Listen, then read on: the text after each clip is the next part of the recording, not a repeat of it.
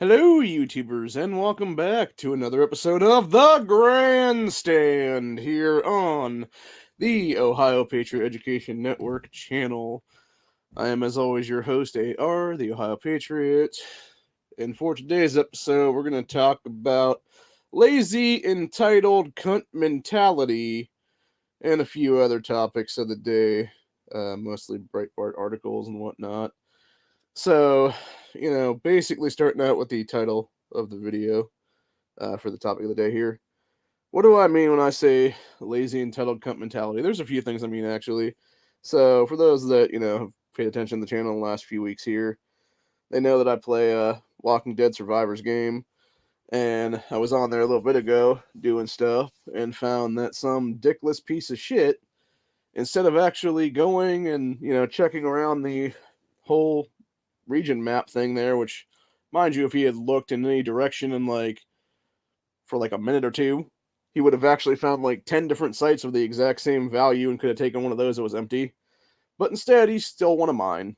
And that's what I'm saying. It's lazy motherfuckers like that, are the lowest common denominator in our countries anymore, whether it be here in America or across the nation, overseas, all that stuff like that, in other nations. And that's the problem right now. And these people tend to have voting rights. And then you have these same assholes that will bitch and moan about various other stupid shit like third wave feminism and stuff like that, which basically leads to something else I was watching yesterday, which was this video of this girl in, I think it was Britain, but it might have been England or something. But she was on a cast with a bunch of people.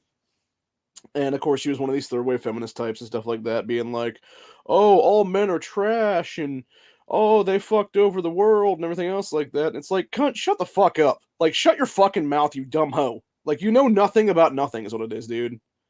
You know absolutely jack shit about fucking nothing, is what it is.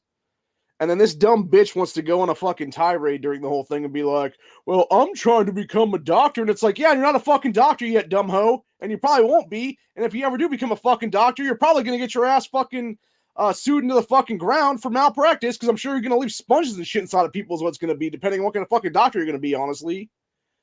Or you're going to write some bad scripts and you're going to get your ass sued that way because you're a stupid fucking cunt is what it is. And that's the problem entirely. And it's these fucking dumb hoes like that want to bitch and moan about, like, oh, the gender pay gap and all this other fucking horseshit, which is absolute fucking lie, by the way. And it's been disproven many, many, many fucking times over.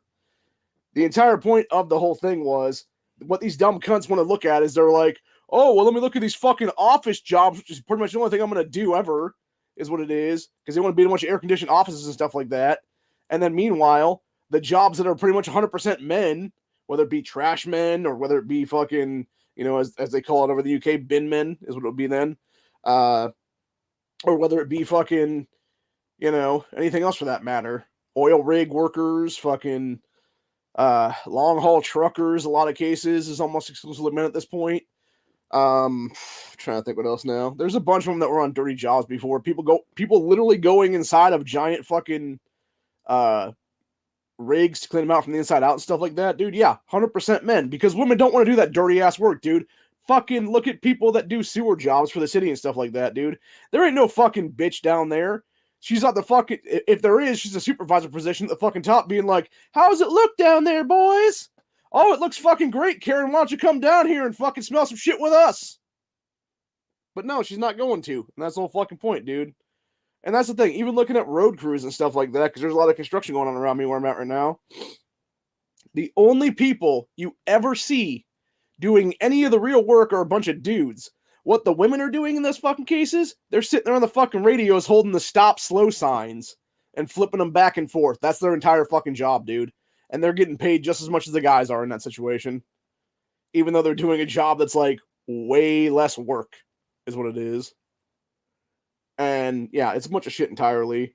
But yeah, pretty much everybody in that interview schooled the shit out of that stupid fucking third wave feminist cunt and called her out for what it is and everything else like that. And what's funny was there's another chick that was actually talking to her about it. And she's like, yeah, my dad works, 70, 80 hours a week to provide for us. And they're like, would you like to do that? And she's like, oh, hell no. And it's like, of course you wouldn't, because that's the whole thing, dude. And my thing is, and this is one of the things I fear, honestly, because of how dumb our society is. when the fall does happen in this country or across this world, and I think it's going to be, I think what's going to happen is you're going to have a chain reaction event happen very soon in this country and then across this earth entirely.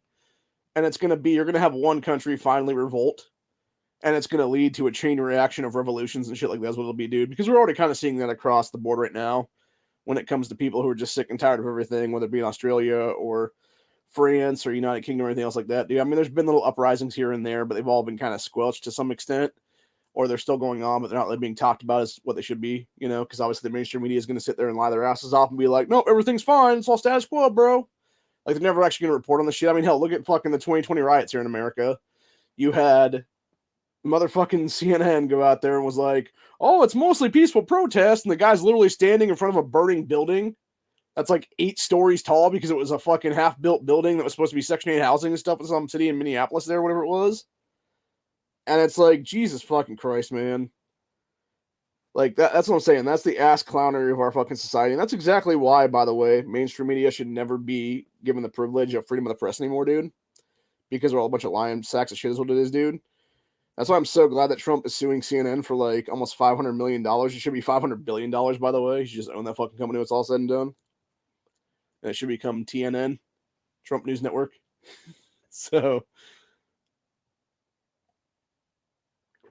anyway, the entire point, though, is going to what I was saying, though, about the falls and stuff like that. What's going to end up happening is the way that our society is functioning right now, you're going to have a lot of stupid people survive. And mostly it's going to be a lot of idiotic women is what it is, dude. Some will be third wave feminist types. Some will be, something similar for that matter. But they'll all survive because of one reason or another. And that one reason or another, for the most part, will be they're moderately good looking, if not, quote unquote hot or, attractive or whatever the case be.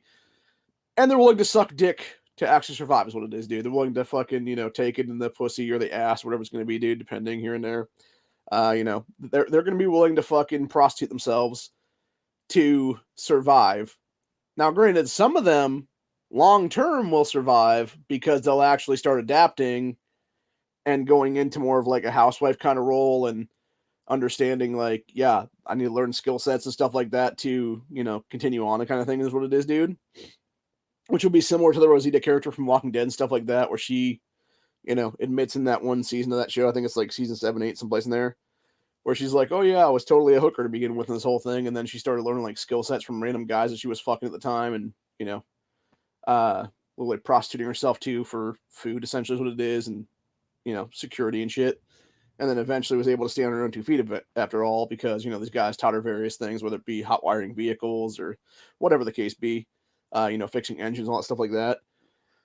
And so you're gonna have some chicks like that would be able to actually, learn skill sets and shit to some extent and be able to survive, long term and with others and stuff like that.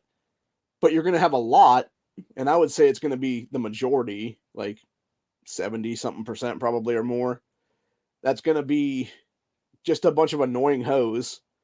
And eventually there's gonna be guys that are like, yeah, you know what, that pussy's not as good as it used to be. And yeah, I'm kind of sick and tired of your shit, Janine. And it's like a situation where, they either, these dudes just basically pack up camp in the middle of the night and leave these dumb hoes to, fend for themselves after the fact. Or it's something where a lot of them, in a lot of cases, and it's going to be very quick on, will be killed. And that's just going to be the nature of the beast is what it is, dude. And we've seen that throughout time and history and societies and stuff like that, dude, when societal collapses happen and shit. And it's just like, there's a great scene in the show Black Summer, and I've talked about it before, actually, on this channel, where it's in the first season, I think it's episode 1 or 2, and it's basically, you have the main character, Rose, and a couple other people that are trying to, like, escape or whatever, and they come upon some woman and her daughter, and the daughter's probably, I don't know, 10, 12, something like that, and the woman's probably, like, 30s, 40s, somewhere in there. And, she pulls a gun on them and stuff like that, and then she basically is like, get the fuck out of here kind of thing. And then later on, the same main characters see the little girl in a car with a bunch of dudes, and mom's nowhere to be found. And it's because, obviously, you had a pack of men come along, kill that woman, and take the daughter for essentially a prize is what it is, dude. And obviously, we can assume what's going to happen there is what it will be, which is never a good thing at all. And again, that's another thing that's like, that's the only good thing I do appreciate about myself right now. not having children to be a liability of me. That being said, simultaneously, I think that's what's going to make a lot of people more inclined to kill in grid downs, because of the fact that it's going to be, oh, I'm not protecting myself, I'm protecting my children. So it would be a lot of women going like full mama bear mode and stuff like that, or it would be a lot of dudes that would be willing to, take the bullet for themselves instead of their kids, kind of thing, or whatever it is. And unfortunately, there's going to be a lot of good men that will, again, starve in grid down, because they're not going to be able to have the nutrients possible to keep going out and doing the hunter-gatherer thing, because they're going to be like, oh, the kids are hungry, let me feed the kids a little bit of stuff, whatever the case be. In reality, it's like, yeah, the kids should starve for a day or two, let dad get, a rabbit or two in his fucking system so he can actually have enough sustainability to keep going, calorie-wise. Go out there and catch a huge fucking meal like a big ass deer or some, wild boar, whatever the case be, and then everybody's eating for the next couple of weeks is what it'll be, man. And unfortunately, there's not going to be people that are going to be willing to do that stuff, because it's going to be, some fucking wife nagging at some husband guy, and it's going to be like, but dude, they need fucking food. The kids are hungry. We got to eat something. Everybody's got to eat a little bit of something here. And, of course, you're not going to be the asshole as a father, I don't think, in a lot of cases, that would be sitting there being like, oh, this is so good, you all should have some of this kind of thing or whatever. And then basically, have a thing in there, whatever the case be. But yeah, I think there's going to be a lot of people who they would also not be able to survive that whole thing, because of the fact that there's that one thing that History Channel did years ago, and I keep forgetting what the actual name of it is offhand, but it was basically like pandemic related little docu-series kind of thing there about a family, and it was basically they were talking about how people wouldn't eat like certain things or whatever, like if there's a snake to eat or whatever the case be, there's some people that just wouldn't eat it and they'd starve like that or whatever the case be. And I could see that being a thing too as well, because people are not going to adapt is what it is. They're not going to adapt, so they're not going to overcome, kind of deal is what it'll be then. So it's unfortunate, but yeah, going back to the whole thing though, about that one chick there overseas. Yeah, it was funny to see that whole panel basically call her ass out, and she was like you could tell that she like kind of got it, but not really. And again, like these are the stupid people that are like, oh, but everything's Trump's fault and everything's fucking Boris Johnson's fault and all this other, like, no, dumb bitch. Think of like you gotta, and that's the thing, dude. It's these people that are like basically mental midgets, is what I'll call them best, dude. That's what they really are at the end of the day. They have the mentality of a fucking child as an adult, and they are so stunted growth wise that they're too dumb to understand what the fuck this country's all about, dude. And so, or any country for that matter they live in. And so you end up having them basically fall prey to, third wave feminist indoctrination in colleges, and then want to sit there and blame dudes and quote unquote the patriarchy and all this other bullshit or everything, when in reality, 90% of the world's problems are their fucking faults, dude. And I'm just going to say it like it is at this point. It's you stupid people out there that keep voting Democrat or whatever the fuck version of it is in your countries, and then you wonder why your country falls to fucking globalism and starts doing mass migration of motherfuckers, dude, and mass immigration of things and open borders and everything else like that. It's not that hard to figure out, dude. And like I've said before on this channel, when they've done studies where if no women had voting rights and it was 100% men voting all the time, dude, you would have no Democrats in office ever here in America, dude. That's a thing. So, yeah, it is what it is, man. Actually, the one thing I thought was very interesting about that interview that I was watching there with the chick, the one girl, the other chick, the redhead, that was pretty cute, actually. I'd wife her down for sure, man. She was actually discussing how most wars are actually waged by women, and how, like, throughout history and stuff like that, different colonial periods and shit like that, it was a lot of chicks that were in power as, like, queens and, like, whatnot there, that were, like, waging wars on behalf of, like, their kids, essentially, is what it was. So, yeah, pretty interesting in general. Speaking of that, so I was watching that House of the Dragon show the other day. I gotta say, man, I really don't like Olivia Cook anymore as an actress. Or maybe it's just that role in the House of the Dragon show, but she just, like, I don't know, like, her entire character in that show just comes off as like an uppity cunt is what it is, dude, for real. And like the one thing I remember her being in was, like, I know she was like a side character, like, a recurring character, whatever you want to call it, there in a Bates Motel show years ago, and she was okay in that, but like, I don't know, like something about her just rubs me the wrong way now. I don't know what it is, man. It just, yeah, really, really bothers me. And then of course you got the one black dude from that show, and then the young black kid that was in Stranger Things, bitching and moaning about like racism in Hollywood, and it's just like, dude, shut the fuck up, you fucking cunts.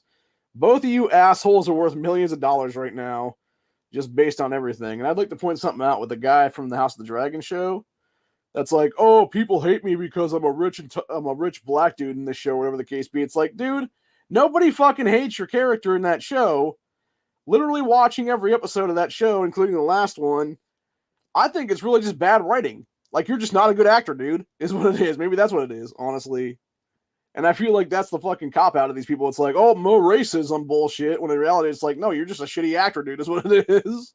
Like, maybe they should have cast a better actor in the fucking role, is what it was, bro. But yeah, like, to me, that dude's character, especially in this last episode, it was either he was saying a few lines that was all like boring as shit and him just like bitching and moaning about the throne and stuff like that the whole time, or it was him just looking out fucking windows silently and shit. It's like, you're not really giving us much range there, buddy, to actually like you. You know, like you're just a boring ass character is what it is, dude, for real. I've never even watched fucking Stranger Things for that other kid, by the way, that was bitching and moaning, but like, I think he's just a jerk off is what it is at this point, dude, honestly. And that's the problem with Hollywood in a nutshell, dude. And what's funny is these people want to bitch and moan about like society or whatever as a whole. And it's like, no, bro, it's fucking Hollywood bullshit, dude. If you want to talk about racism, let's talk about racism in Hollywood. It's one of the most racist fucking pedophile places on earth right now, dude. That's why anybody, like, this is my thing right now, dude. Anybody that lets their fucking child, especially their male child, become an actor as a kid, y'all got to screw loose at this point in history, dude, for real.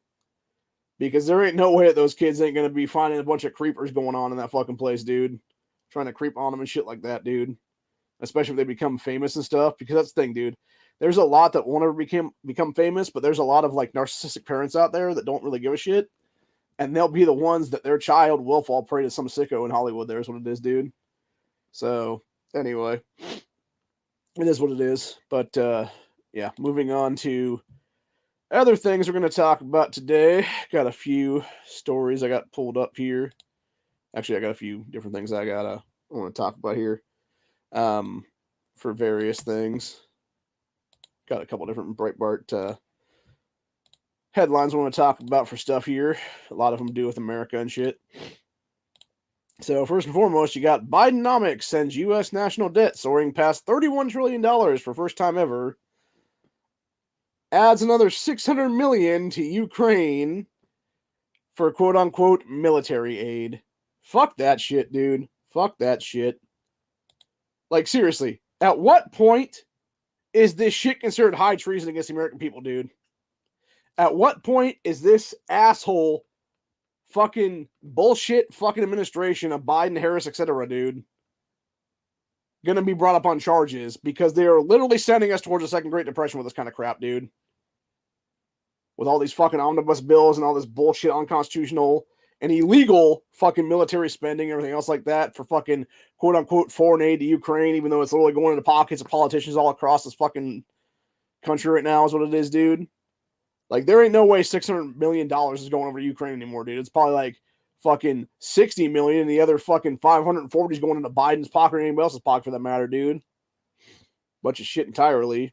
And then we got Barbara Bush Children's Hospital offers trans drugs and hormones to children. So apparently there's a thing going on where you had some piece of shit medical heads talk about, if you even talk about that kind of stuff, they want the DOJ to basically kick your door in and arrest you. And it's like, fuck you people, dude. Like, the real problem at this point, honestly, it is these fuckers right now, dude. It's these fuckers in these unions and stuff like that, dude, is what it is. That have any kind of power and are doing child abuse on these children, dude, is what it is, for real.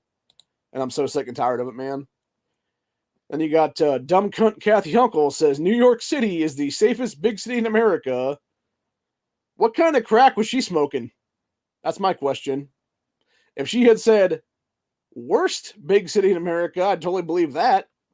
Although I don't know. It's a toss-up between that and Chicago, honestly, at this point. Then we got dipshit ex-mayor Pete Buttigieg, who has no legal authority to be in the position he's in right now. Of course we can ban gas-powered cars by 2035. I hope you like walking, motherfucker, because you're going to be walking your ass right into another fucking country, dickhead, when we exile you out of this one, motherfucker. Seriously, I am so fucking sick and tired of these people, dude. I am so fucking sick and tired of these fucking Democrats, dude. Let's see. We got stupid cunt Mary Trump, who's the bastard niece of Donald Trump, claims if Donald Trump wins 2024, end of American experiment. Fucking stupid hoe, man. Let's see. Got GOP Senate pick stays mute as Vermont Democrat promises more migration. Fuck both those people. They should both be tossed out of that race, dude, entirely. Let's see. Where are we at now? I'm trying to see if there's anything else I want to talk about here. Oh, here you go. Illinois official says it's not their fault. 2 suspects fled from jail, allegedly killed Vietnam War vet. Yes, it is, dude. You had one fucking job. It's literally to keep criminals behind fucking bars. But of course, none of you fucking cunts want to actually do your job. And that's what the entire problem is right now, dude. That's what the entire fucking problem is right now, dude. Oh, yeah, here it is. Medical groups, DOJ investigate people against child trans surgeries. No, I think we should investigate the fucking pedophiles pushing child trans surgeries that are actually committing child abuse and are trying to sterilize an entire fucking generation at this point, dude.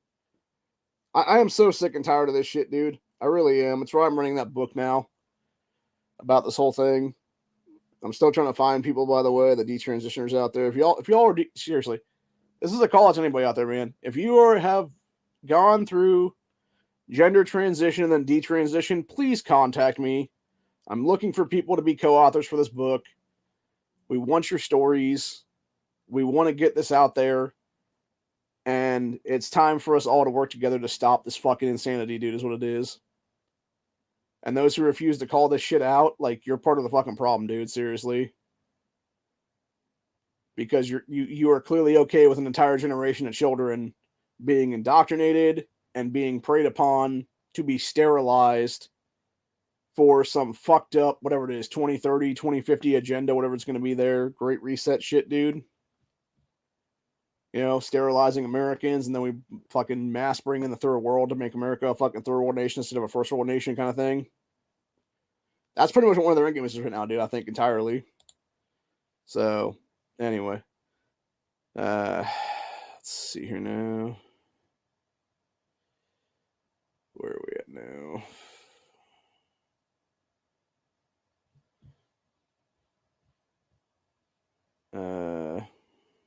Oh yeah, here we go. Yeah, opioid crisis. Kentucky Narcan vending machine emptied day after it was installed. Jesus fucking Christ, dude. Oh my God, bro.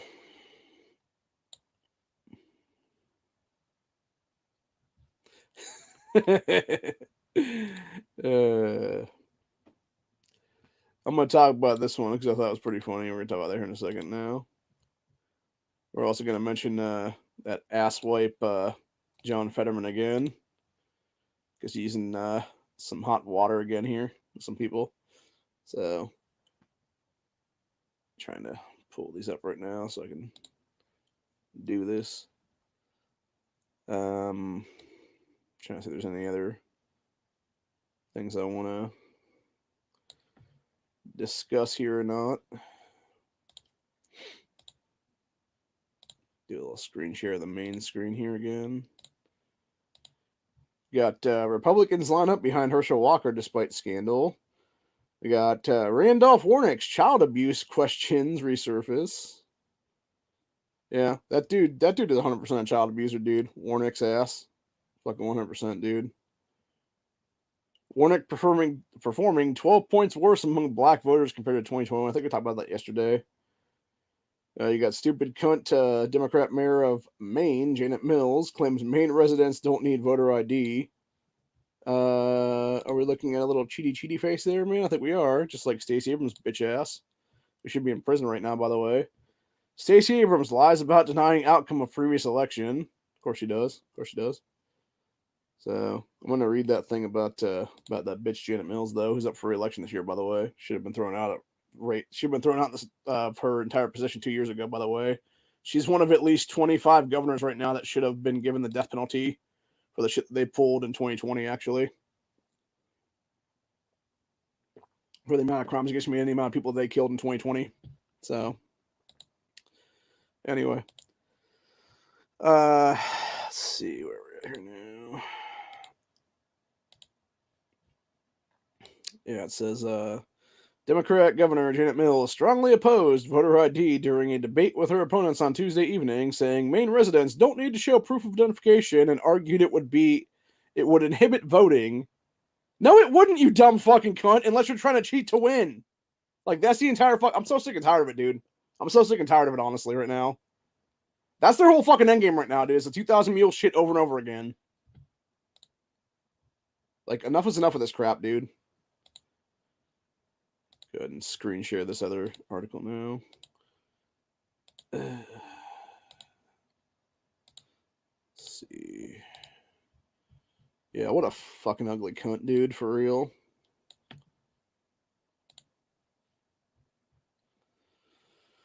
Yeah, it said debate moderators asked Mills, Republican candidate and former Maine Governor Paul LePage, the independent challenger Sam Heckler, if they would each prepared to accept the gubernatorial election results.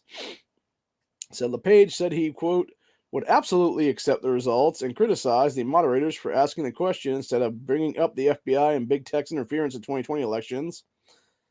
It said Mills simultaneously said she would, quote, absolutely accept the election results. Before the moderators could move on to the next subject, LePage interrupted them to ask Mills why she opposes voter ID. Quote, we don't need it here in Maine, Mills responded. We don't need it. We have integrity in our elections. Lies. We have a huge turnout, which validates our democracy. We're a fucking constitutional republic, you stupid fucking cunt! We are not a democracy. We have never been a fucking democracy. And I'm so fucking sick and tired of these goddamn fucking Democrats saying that shit, dude. Every fucking time. And their fucking rhino sacks of shit like Mitch McConnell, Lindsey Graham, fucking cuck out and go with that bullshit too, dude. None of these fucking ass clowns took an oath to a fucking democracy. They took an oath to the U.S. Constitution, which is a fucking constitutional republic based on our fucking actual founding documents of this nation, dude. And I am so fucking sick of it. R.I.P. headphone users' ears at this point, dude. Sorry about that. You know, I had to go off because I'm like, oh my god, dude. Oh, fuck these fucking cunts, dude. Seriously. So Mills also claimed that voter ID would inhibit Maine residents from voting. No, it wouldn't, you lying bitch. No, it wouldn't. She continued on and claimed, I think the right to vote is so fundamental. Actually, it's not. It's not. It shouldn't be by default either.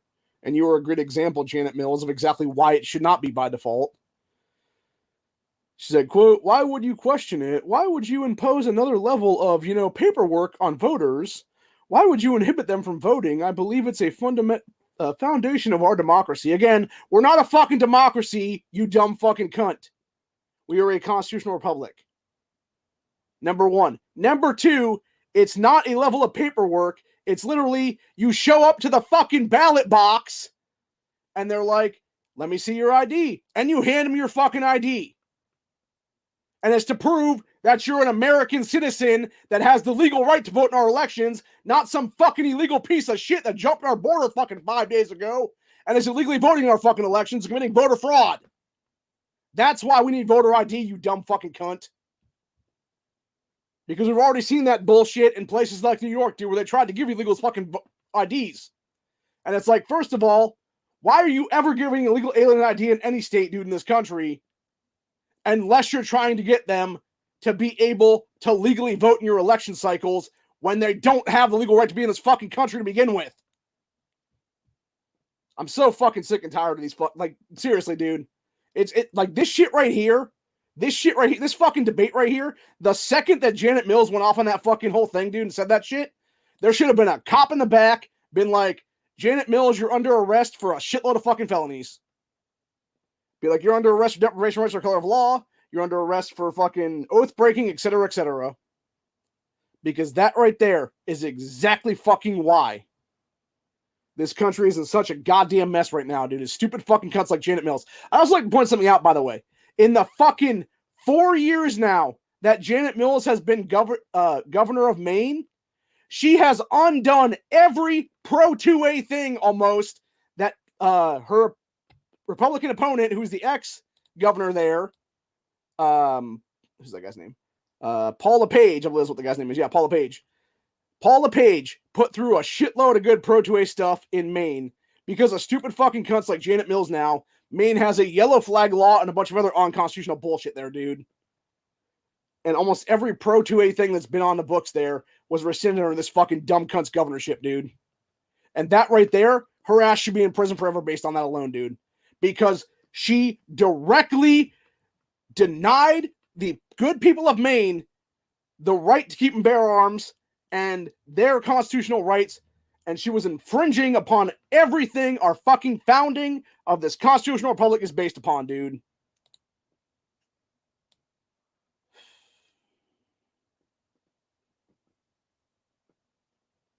Anyway, said, however, an overwhelming majority of Americans reject Mills' opposition to voter ID. A Mammoth poll last year found that 81% of Americans support voter ID, including 62% of Democrats. The debate moderators also asked the candidates whether they believe Biden legitimately won the 2020 election. Let's see.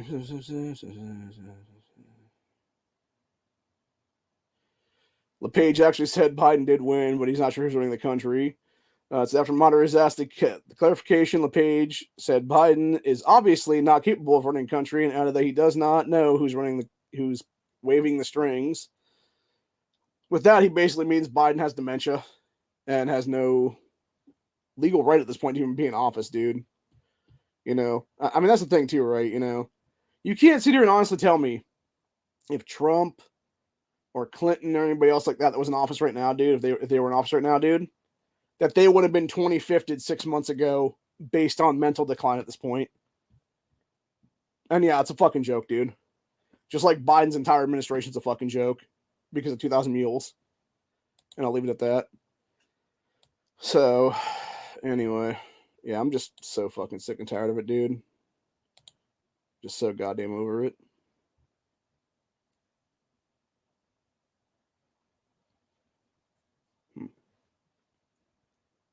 Weird.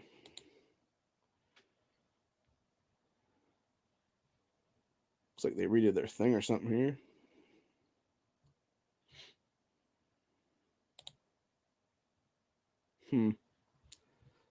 This one's just fucked up. Let me go ahead and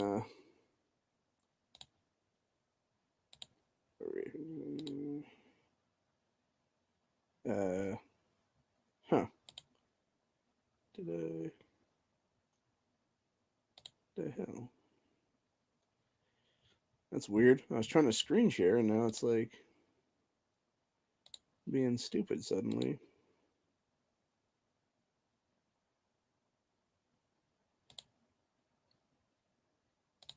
Oh, never mind. It was just, I think they reset it or something in a different way now. Rust movie to resume filming with Alec Baldwin after reaching settlement with Helena Hudgens' estate. Fuck that shit, dude. How is this cocksucker Baldwin still not in prison, dude, at this point? This dude should have been given the death penalty already at this point. I mean that seriously, dude. He fucking murdered a woman in cold blood, dude. And he's not the only one that should be getting fucking murder charges either. Everybody involved in that fucking set should be getting murder charges. From that dumb bitch, Hannah Gutierrez Reed, to the fucking dude who yelled cold gun, etc., and handed it to Baldwin. It's just like, my God, dude. My God. Oh, fuck. Three-tier justice system. That's what it is, man. It's a three-tier justice system we live in right now. So fucking sick and tired of it, bro. Got Jewish Republican group releases $1.5 million in ads slamming John Fetterman. It's not surprising. That's the thing that's talking about Fetterman. I'm not going to read the whole story because it's not really worth it, honestly. It was just a little, excerpt, basically. We are going to talk about the Illinois story about the Vietnam vet guy, though. So let me go ahead and grab that one up real quick here. All right. Got Illinois officials say it was not their fault. 2 suspects fled from jail, allegedly killed Vietnam War vet. So they killed a Vietnam War vet is what they really mean there. Cook County, Illinois, where they spit in people's buttholes in the jail system, by the way. Fucking booty goons. I mean, that's seriously, by the way. I've heard that from a few people now that have been in those jails, I guess. They were apparently, I guess, when you're in the jail and they there was like any kind of fluid around anywhere is what it is, they have to give you like a rape kit or whatever. And so what these guys will do is they'll get into fights with people, and it's usually like the gangs is what it is, and it's like gang versus gang kind of thing or whatever. They'll knock somebody out, and then they'll yank their fucking pants down, literally fucking yank apart their butt cheeks and start spitting in their asshole. And apparently they'll do it with like all kinds of like other stuff too, like Red Hots and shit like that is what it is. Various commissary items and stuff, just to fuck with them even more. And so, yeah, they have to do a rape kit then, and then it becomes a whole thing, and people are all like, oh my God, can't let my family know that I had to do a rape kit because they're going to think I got raped or whatever, even though it's not anything near that, dude. It's just people being a bunch of assholes is what it is. And it's like, you want to talk about, like, the most childish possible behavior there, dude, of people who never had a fucking father? Like, that's the kind of childish behavior we're talking about right there, dude. Where you would yank somebody's fucking pants down after knocking them out and spit in their fucking butthole. Like, Jesus fucking Christ, dude. But anyway, as I continue, though. So it's Cook County, Illinois. Chief Judge Timothy Evans and Sheriff Tom Dart are asking a judge to throw out a lawsuit that seeks to hold them responsible for the killing of a Vietnam War veteran at the hands of 2 accused criminals released from jail on electronic home monitoring. They fucking should be. Judge Timmy Evans and Sheriff Tom Dart both need to be fucking charged with this guy's murder, dude. 100%, yes. Said July 2021, 73-year-old Keith Cooper, who I'm assuming was the guy there in the picture, suffered blunt force trauma to his head in the midst of a failed carjacking in Chicago's Hyde Park neighborhood. The 2 suspects accused of killing Cooper are Frank Harris and Deshaun Williams. I don't know about Frank, but Deshaun's obviously a black dude. Just based on name alone. There's not many white guys named Deshaun out there, if any at all, for that matter. Said before Cooper's death, Harris and Williams were both allowed to be released from jail on home monitoring devices, so ankle monitors. Said by Evans, Dart's office oversees the county's home monitoring device program.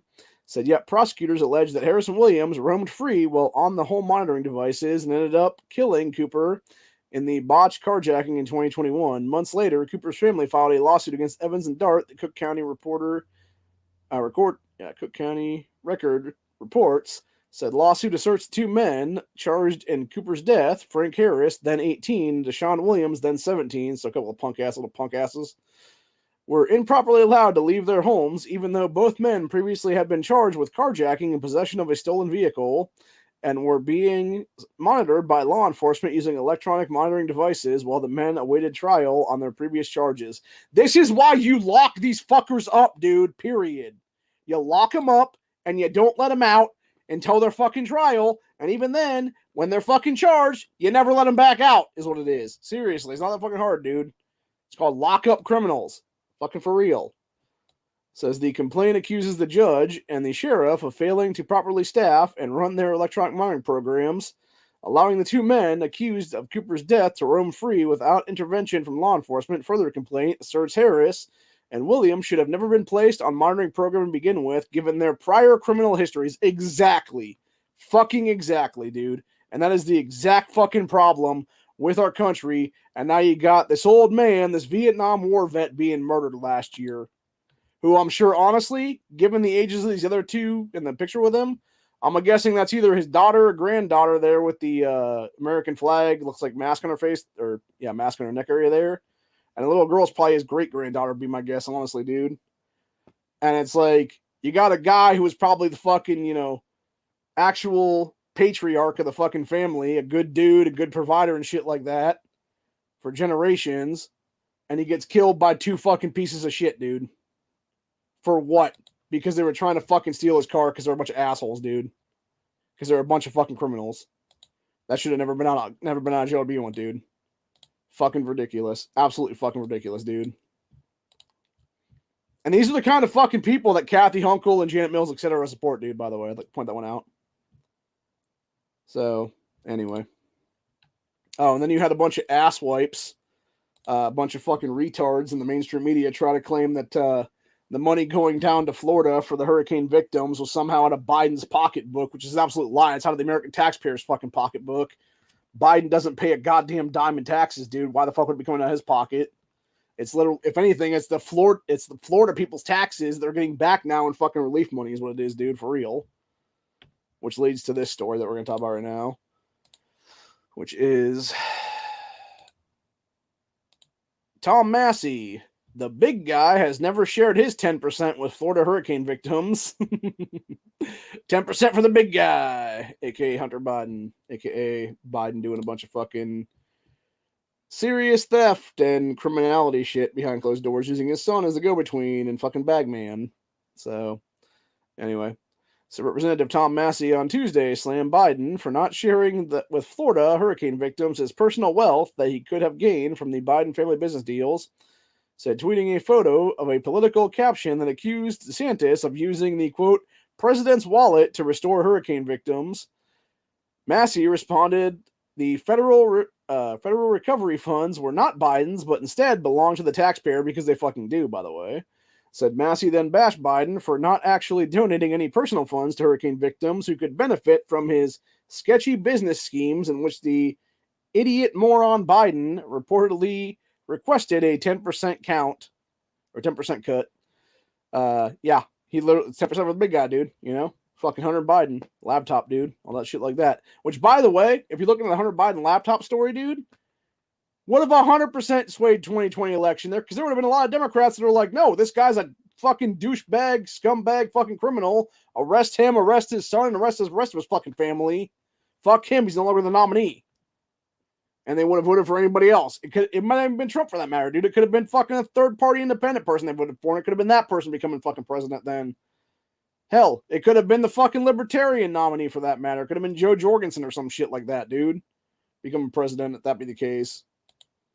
So, anyway. Said, excuse me, it's not president's wallet, Massey responded. I mean, technically Biden isn't, you know what, so. Said that's money taken from taxpayers, many of whom in Florida, by Congress. As a matter of fact, big guy has never shared his 10% with Florida. Let's see. Said Massey's reference to the big guy refers to 2017 email that shows business deal between Tony Babaskuchki, Biden family, and high-ranking members of the Chinese Communist Party, which included a 10% held by H for the big guy. Said big guy was a reference to Biden. Yep. The identity of the big guy has since formed part of the grand jury investigation by Trump-appointed U.S. prosecutor David Wise. New York Post reported in July, CNN reporter Hunter Biden could be charged in the coming months by the Justice Department for tax violations and for lying to law enforcement about illegally purchasing a firearm. Oh, he's on the hook for a lot more than that, dude. It would be about 50 fucking felonies or more apiece, dude. Not to mention international felonies for both those fucking cunts. Both Hunter and Joe. So, I mean, shit, there's a reason that they have the My Son Hunter movie out now, dude, for fuck's sakes. But anyway, I digress. Anywho, fuck was I at now? I don't even know anymore.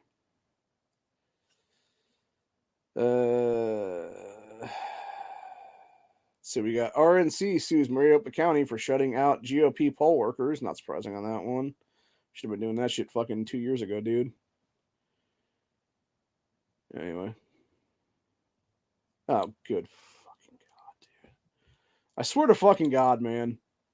Everything the left touches turns to shit. They want to woke it all up, and then they wonder why it fucking fails, dude. How many decades has Scooby-Doo been around now? What is it, 6, 7 now? 50, 60, someplace in there? Early 70s, maybe? I don't know. I think it was mid-60s, early 70s that it first came around or whatever. Scooby-Doo's Velma officially gay as she swoons for female character. Go fuck yourself, companies. Seriously, fuck off with that shit, man. Although, I mean, to be fair, I'm going to talk about this right now, actually, going back to what I talked about at the beginning of this episode with the third wave feminism thing. A lot of people don't realize when it comes to the character of Velma. So here's the thing about Scooby-Doo in general. So there's basically, in that time period that it originally started, you had a bunch of characters created to epitomize the culture at the time.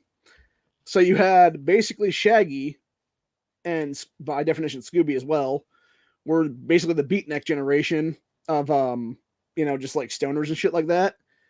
Velma was supposed to represent the third wave feminists at the time, or second wave feminists, whatever they were at the time, the ones that were bra burning and shit like that. And then you had Fred and Daphne were supposed to be like the all-American like jock and beauty queen types and stuff like that. That's what it was, like the modern family at the time, shit like that, like 50s, 60s, someplace in there. The good straight-laced kids and stuff. And the thing is, looking at Velma being third wave feminist type, it makes a lot of sense actually for them to woke her ass up at that point then and be like, oh no, she gay now, dude, after fucking 5-6 decades and stuff like that. Because why not, And again, this is why people fucking hate Hollywood and the left, because they destroy everything. Everything these fuckers touch turns to shit. So fucking sick and tired of it, dude. Oh yeah, for those that haven't heard about that one, you got Kanye West and Candace Owens wearing White Lives Matter t-shirts, and you got some retard editor for the Vogue claiming Kanye's White Lives Matter t-shirts are violent and dangerous. Fuck you, cunt. Seriously. That's the one thing I do want to point out, though. How many fucking people in the last 24 hours or so since that happened, dude, have Candace Owens and Kanye West outed as the black supremacists they always have been, dude? How many of the BLM types, how many of the Antifa types, etc., have they outed as black supremacists now, dude? A lot. A lot. And a lot more of them as anti-white racists, too, for that matter, dude. And that's what I've been talking about for years now, dude. I'm sick and tired of the anti-white racism in this country, dude. You got fucking dumbass feds talking about like, oh, we need to go find white supremacists. Yet, if they actually looked in the fucking, who's doing the crimes and stuff like that, it'd be a lot of black supremacists they'd be looking for right now, dude. Because that's who's making up the majority of it, or it'd be Islamic terrorists and shit like that, or whatever the case be, dude. It's not fucking white men or white people in general. So, anyway, let's see where we at on that one. Got Meghan Markle attacks Hollywood over Asian stereotypes. It's kind of funny, considering she's one of the biggest pieces of shit ever, dude. Let's see. We got Dogue, Dogue. Posh restaurant for dogs opens in crime-ridden, drug-addled San Francisco. That's good. That's real good. That's real good, man. Speaking of black supremacy across this earth and the murder of white people in general, dude, we got racist Marxist party set to take over South Africa? ? This would be the people that are literally talking about blacks first, land first, but instead of calling it what would it be BFLF, it's like BLF because they're too fucking lazy to put a fourth fucking letter in there, is what it is, dude. So these are also the people, by the way, this asshole right here and his fucking people are the ones that have been killing white South African farmers for at least the past 4 years now, and are literally boiling their fucking children alive, dude, is what it is. It's so fucked up, man. So fucked up. That is not good. When I just saw that one in the corner there. Burkina Faso president resigns in pro-Russia coup, second this year. The reason I say that's not good is because my cousin is literally a missionary in Burkina Faso right now. And yeah, there's a lot of Islam shit going on over there too, man. And I fear for his safety right now, is what it is. So, and I think it's not just him. I'm pretty sure it's him, his wife, and their two sons right now that would be over there. So yeah, hopefully they can get out really quick, is what it is, and come back here to America for a while, because the last place they need to be is right there, man, for real. We're actually going to read that story here in a couple minutes then, and we're also going to read this other one about this about the Marxism thing with South Africa and stuff. And you got China uses UN to claim right to name the last Dalai Lama. Fuck that shit, dude. Fuck those guys. Fuck China, for real. Again, with open border system, this is why we need to shut that shit down, dude, and declare it a whole thing right now. Fentanyl crisis worsens in Arizona as Biden border crisis continues. Yeah, seriously. At what point is this shit declared a national health emergency, dude? Or like a national threat to American safety or something like that, dude? Like, you cannot tell me at this point that we're not seeing like weaponized stuff. And when you look at the shit the cartels are bringing in here for like fentanyl stuff, dude, it's all coming from fucking China. Like, at what point do we just name China a fucking terrorist country at this point, dude? Seriously. It's fucking ridiculous, dude. And then, of course, you got new study, FBI undercounts times armed citizens stop active shootings. Of course they did. Of course they did, dude. Because why would they want that information out there? Because it would prove that armed citizenry creates a better country, is what it is, dude.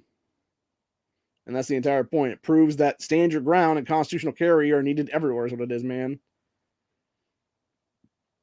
Oh, that's nice. Stacey Abrams, Georgia running mate, was charged with a DUI in 2011. Jesus. Fucking Christ, man.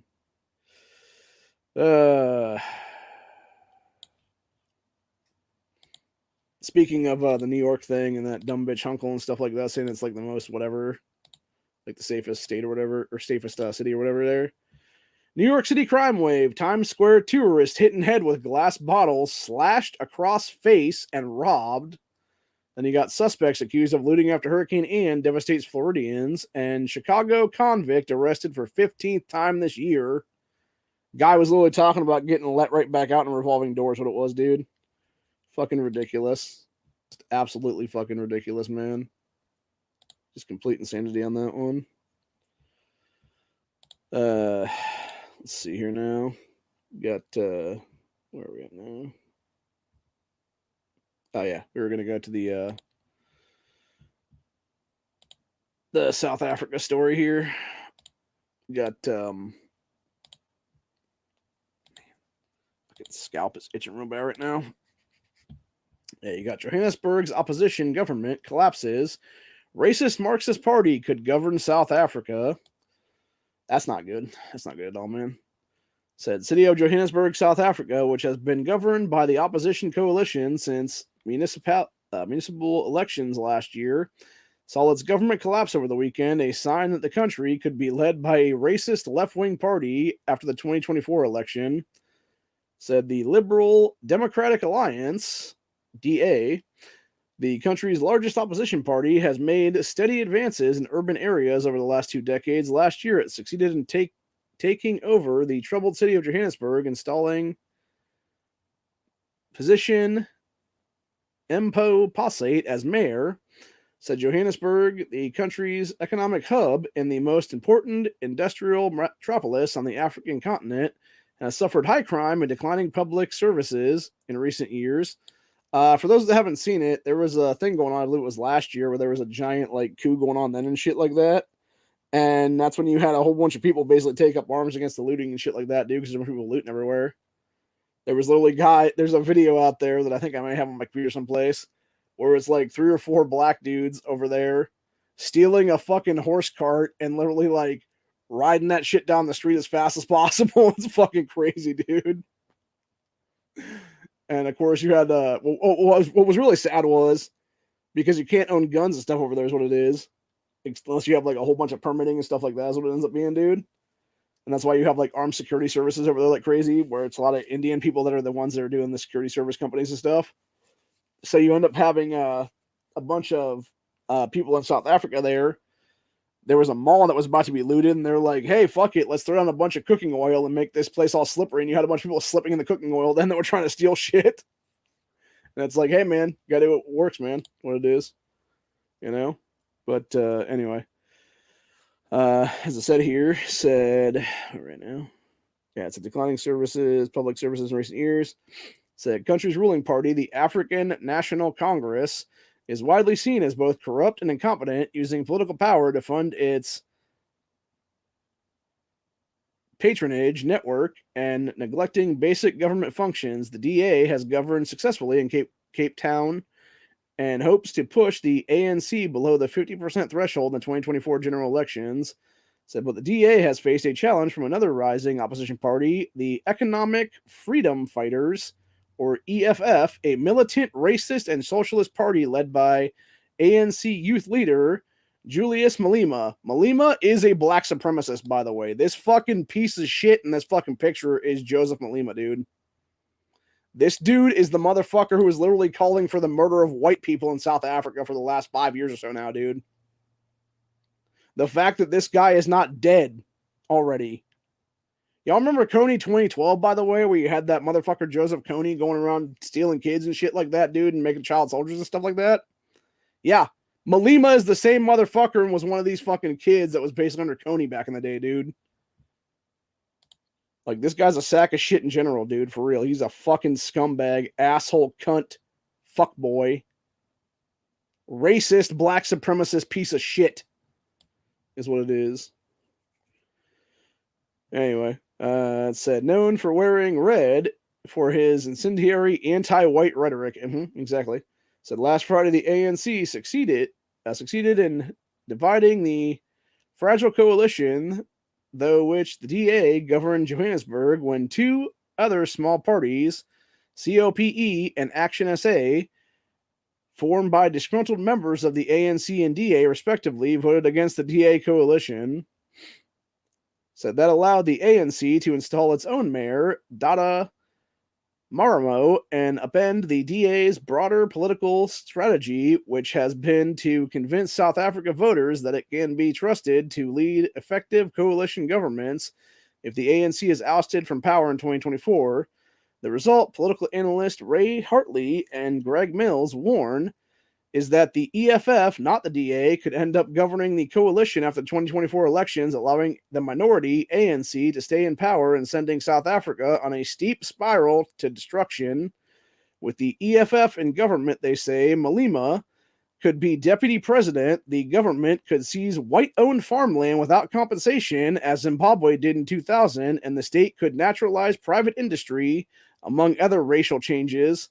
So basically the opposite of apartheid is what they're saying there. And by the way, you have people out there all the time, and I've talked to people about this for decades now, dude, about apartheid and shit like that. I'm not going to sit here and say that apartheid wasn't clearly, obviously, like somewhat racist, but guess what, motherfuckers? It worked because it kept a majorly white minority in power so that the country didn't fucking collapse under its own weight is what it was from a bunch of anti-white racists and shit like that, dude.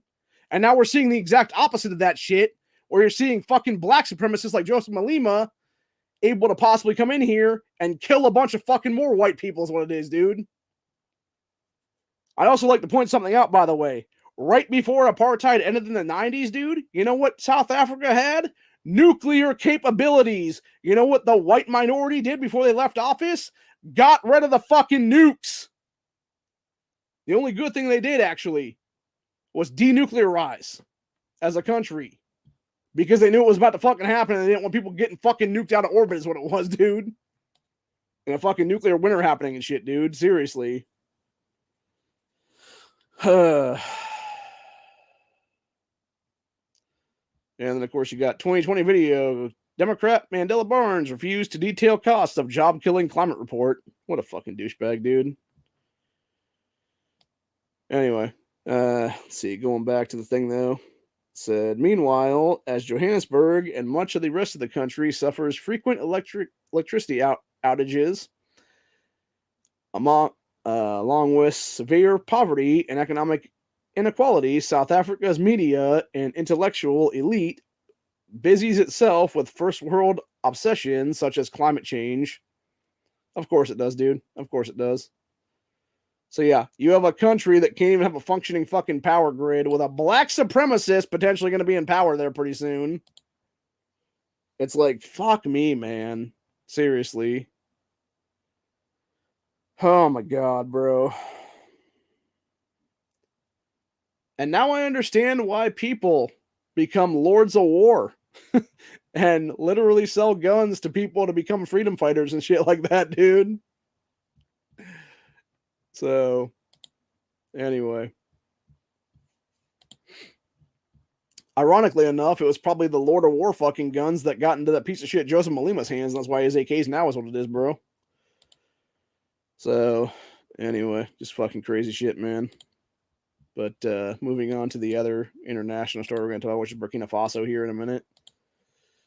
Which, like I said, scares me for my extended family being there right now. So Burkina Faso president, quote unquote, resigns in pro-Russia coup second this year. Says Burkina Faso president Paul Harry Sadalgo Damiba resigned on Sunday, wiping out the government of the West African nation in the second coup of the year and bringing it closer to Russia's dangerous orbit. It said the president was himself a Gentoo leader who seized power from President Roch Marc Christian Kaibar in January coup. He immediately dissolved Kabor's administration and the national legislation, suspended the constitution, and announced the formation of a new military-controlled ruling party called the Patriotic Movement for Safeguard and Restoration, commonly referred to by its French anagram MPSR. So essentially the guy became a military dictator and was now ousted himself. That's interesting. Like I said, I cannot believe that my cousins went back to this fucking country, dude. After this whole thing. Like, why would you go back? Seriously, bro. I've talked to you about this. Like, stay in America. Stop leaving America. It's not worth it anymore, dude.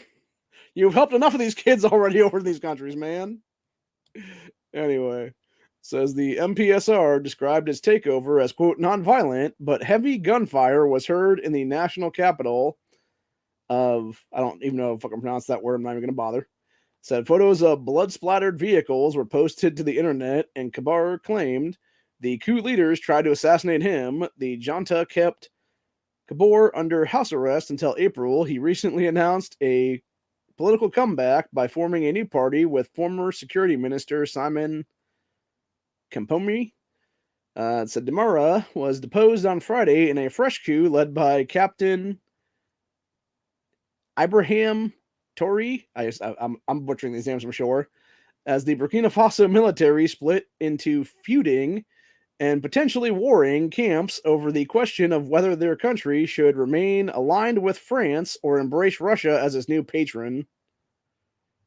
Yeah, pretty sure if there's dudes walking around with fucking AKs and you don't have fucking AKs and can't have fucking AKs because you're a Christian minister and are part of a bunch of missionaries,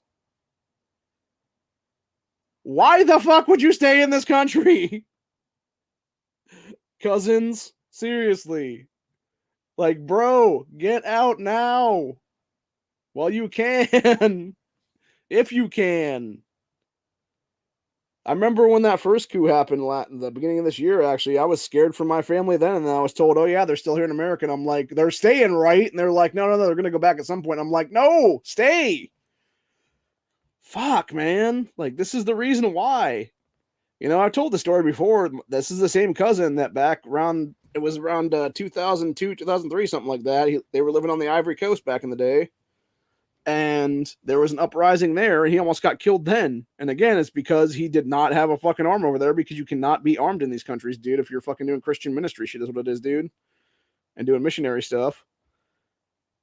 And the only reason that he didn't die then was because you literally had some military guy come up in there, fucking spray almost an entire mag of an AK out above the crowd's head, and was like, "Let that white boy go! Let him fucking go!" And then literally fucking told them all to jump in the car. Then fucking they hauled ass out of there, and my cousin and his people fucking followed is what it was, dude. And they were under military fucking protection for the rest of that day is what it was. And then they fled like the next day is what it ended up being. Then they packed their shit up that night and got the fuck out as fast as possible, dude. So yeah, and then they were talking about they were like, yeah, the Ivory Coast was a giant shit show or whatever, dude, and Burkina Faso was one of the better places they had been in is what it was. You know what's interesting though, if you look at these dudes' AKs and stuff like that, man, especially the guy who has the tan wrap on his face there with the like flat dark earth battle kit is what it is there on him, dude. That almost looks like it's a and especially the other guy, the dude in the black shirt and shit. Those almost look like Americanized AKs, dude, that maybe returned for a lot of if that'd be the case then. Simply because of the side folding stock on those, dude, does not look like it'd be military style. It'd be like civilian made or whatever the case be. Like it'd be similar to like ARs and stuff like that now. I don't know.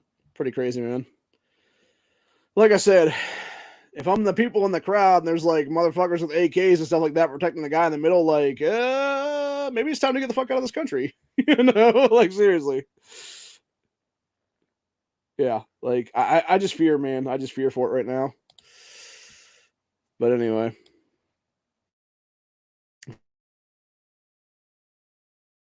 Getting on here, it said the military Kabor, because he was ineffective at controlling Islamist insurgents. Yeah, shocker, dude. So let me see. Is that the picture of the other guy that was in the military? Let's see. Okay. Video.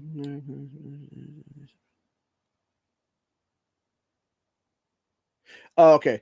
So the dude in the middle there, the guy in the red little, I forget what those are called, berets or whatever. This dude apparently is that Captain Abraham guy. This is the guy that ousted the guy who was the guy who cooed in January. So that cooed that Kabor guy. So yeah, let me go back on this for a minute then. I'm gonna reread some of this now. Okay, so you had actually I'm gonna reread this entire thing now.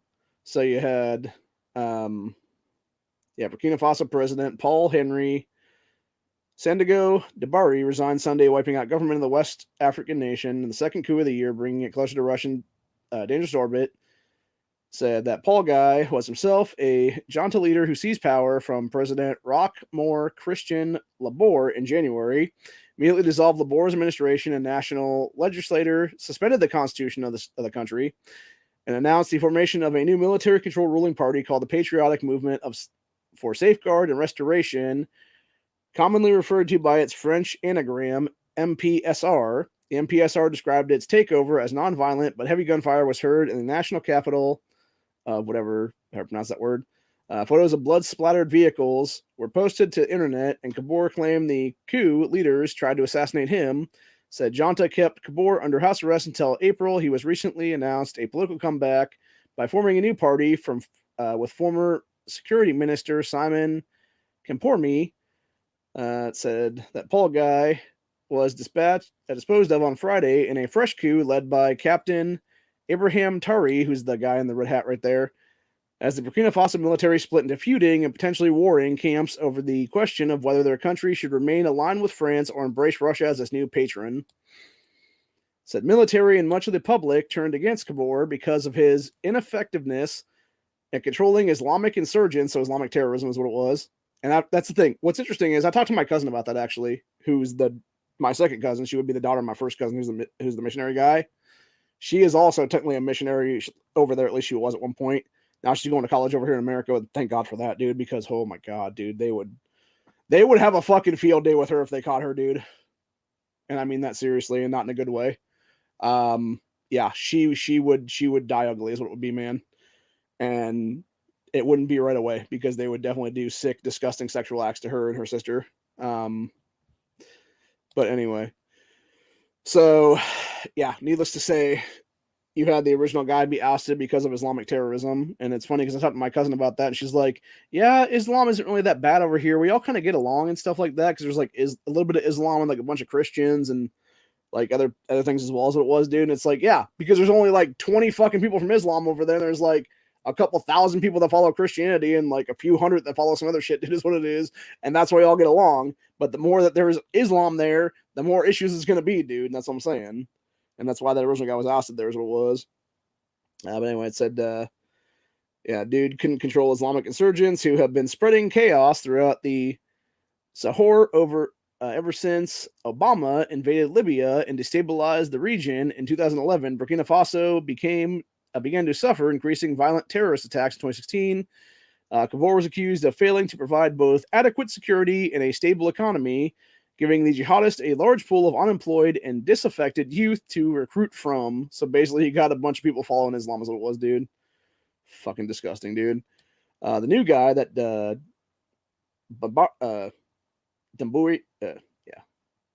Demaba was overthrown for the same reasons and in almost exactly the same manner. A few days of chaos, gunfire, and explosions in the capital, followed by a gang of masked soldiers appearing on television to inform the public their president has been disposed.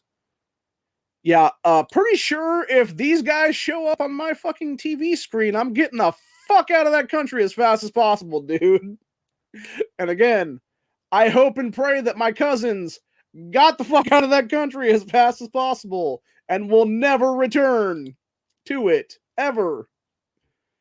And anything that they had over there now belongs to the people of that nation. Have at it, folks, because we don't want it anymore.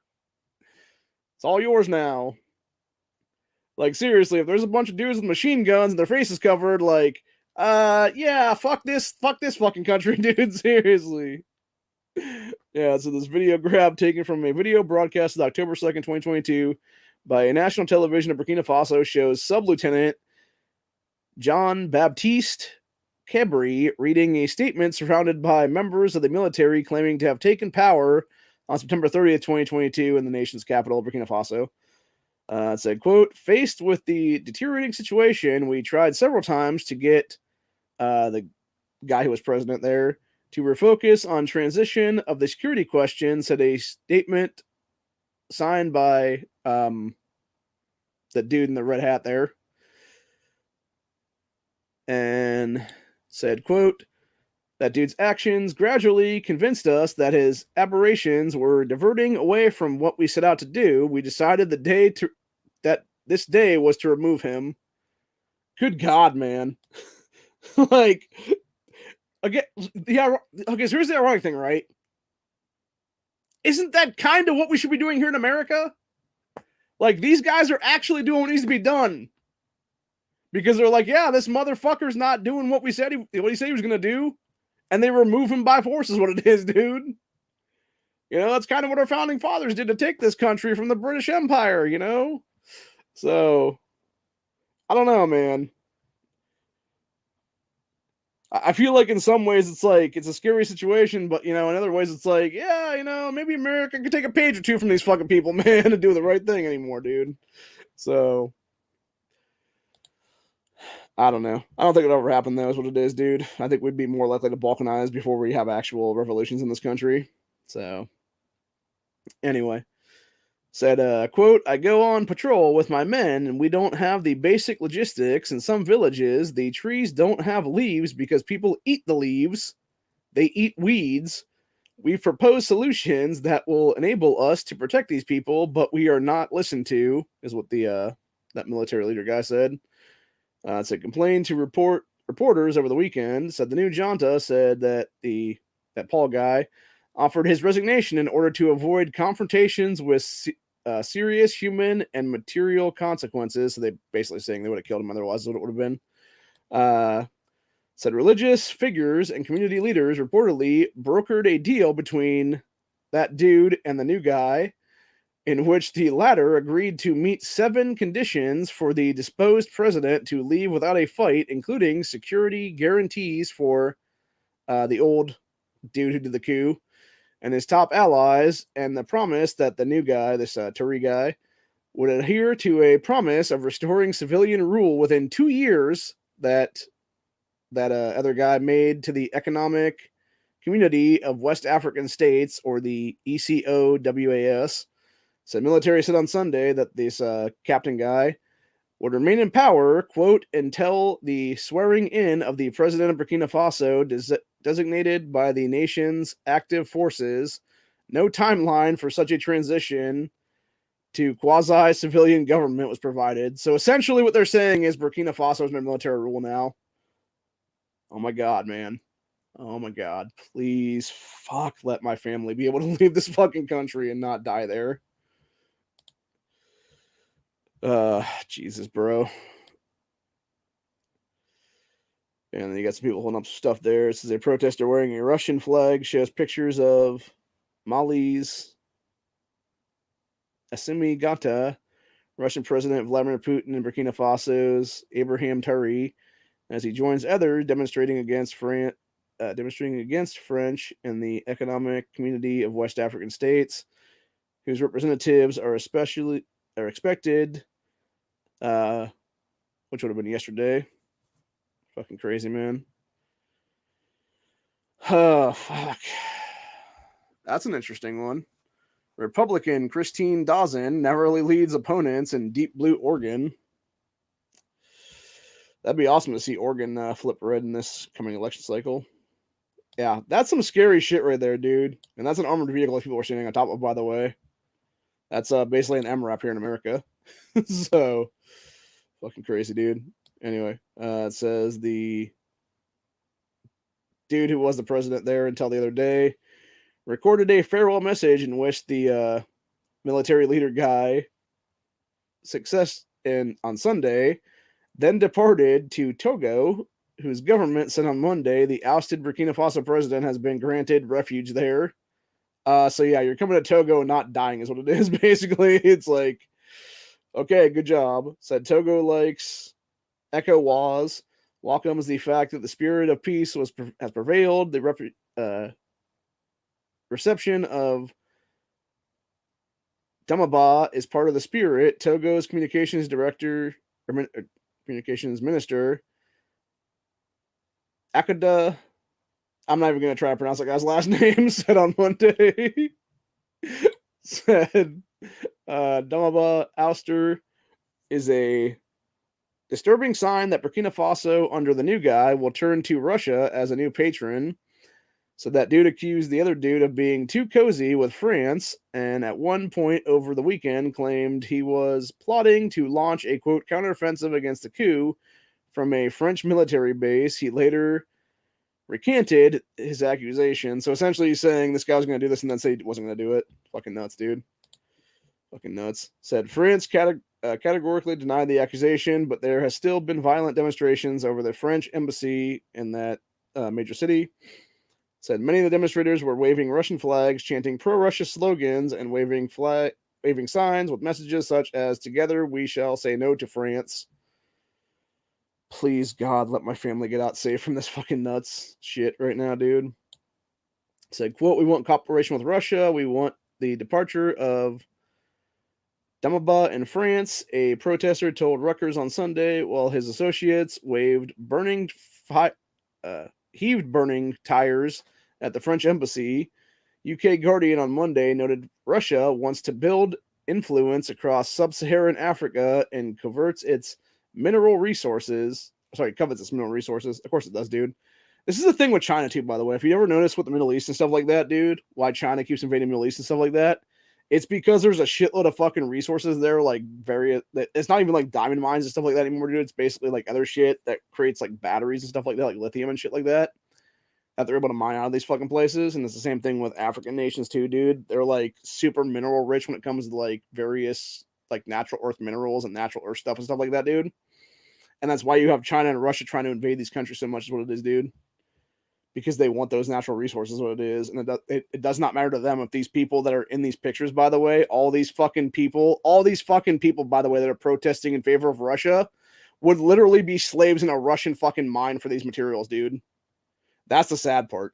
That's the real sad part. These people were like, oh yeah, we totally want Russia as our new fucking people here and stuff, dude. Little do they realize that they would be the fucking slaves to Russia if this shit happens, dude. Or China for that matter. Like China has the Uyghur slaves doing shit over there in their country. Yeah, these people would be the modern day slaves and to a Russia China coalition stuff over there, dude. To go mine minerals and shit like that is what it would be, dude. So, yeah, just fucking crazy shit though, man. But anyway, yeah, it said China covets these countries' mineral resources.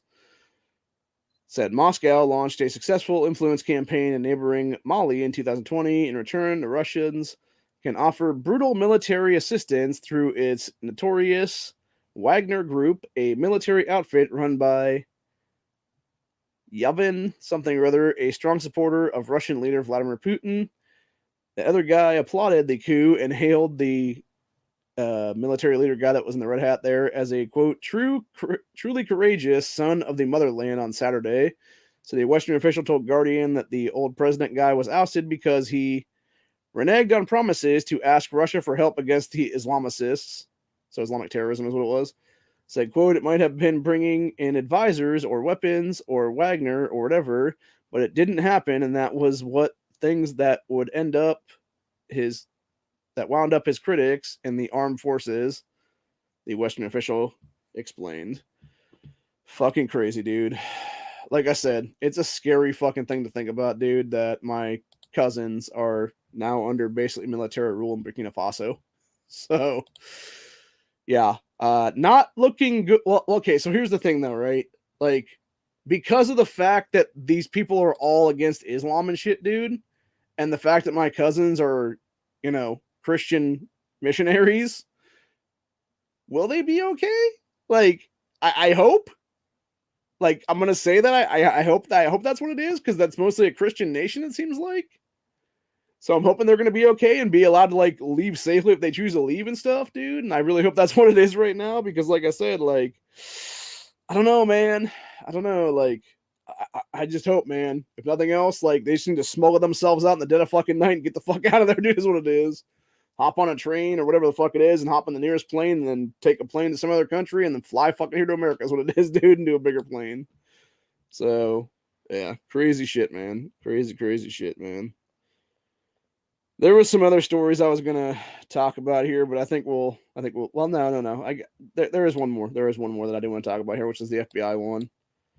The undercounting of armed citizens stopping, massacres and stuff like that. Because I think that's where we'll leave off at with that one then. So, you got new study: FBI undercounts times armed citizens stop active shooters. Of course, that's that picture of that guy right there is the guy that stopped the Indiana Mall shooting. Eli Dickinson, I think is what his name was. I want to say. Anyways, a study from the Crime Prevention Research Center released Monday shows the FBI undercounts the number of times an armed citizen stopped an active shooting. The CPRC pointed to the example of 22-year-old Elijah Dickin. Okay, it's Elijah Dickin, not Dickinson. The 22-year-old Elijah Dickin shooting and killing the Greenwood Park Mall attacker in Indiana on July 27, 2022. Said they noted a few establishment media responses to the attack. Quote, rare in the U.S. for an active shooter to be stopped by bystander, Associated Press. Bullshit, Associated Press. Go fuck yourselves. Rampage in Indiana, a rare instance of armed citizen ending mass shooting. Lies by the fucking Washington Post. And after Indiana mall shooting, one hero, but no lasting solution to gun violence, according to New York Times, even though it's fucking literally fucking U.S. MK Ultra agents being activated every single fucking time almost. Said the CPRC then observed evidence compiled by the Crime Prevention Research Center shows that the sources the media relied upon undercounted the number of instances in which armed citizens have forwarded such attacks by an order of more than 10, saving untold numbers of lives. Of course, law-abiding citizens stopping these attacks are not rare. What is rare is national news coverage of these incidents, although those many news stories about the Greenwood shooting also suggested that the defensive use of guns might endanger others. There is no evidence that these acts have harmed innocent Americans. Of course it's not, dude. That's the whole thing, dude. And I'd like to point out something too. This Eli kid even admitted, had it not been for Indiana becoming a constitutional carry state like 3 days before that, he wouldn't have been armed that day, and you would have had that motherfucker probably kill him too, and a bunch of other people then as well, dude. But because Indiana became a constitutional carry state and Eli was able to legally carry inside of that mall, even though the mall had stupid ass fucking unconstitutional bullshit gun free zone signs on it, which, by the way, don't hold the weight of law. Point that one out, dude. The only places that do would be actual institutions like fucking various government buildings and stuff like that, where you could actually be arrested and shit like that. The only things that those fucking bullshit things in malls do is if somebody figures out you're carrying a gun, they can ask you to leave. If you don't leave, they can actually have you trespass, is what it'd be then. So, yeah.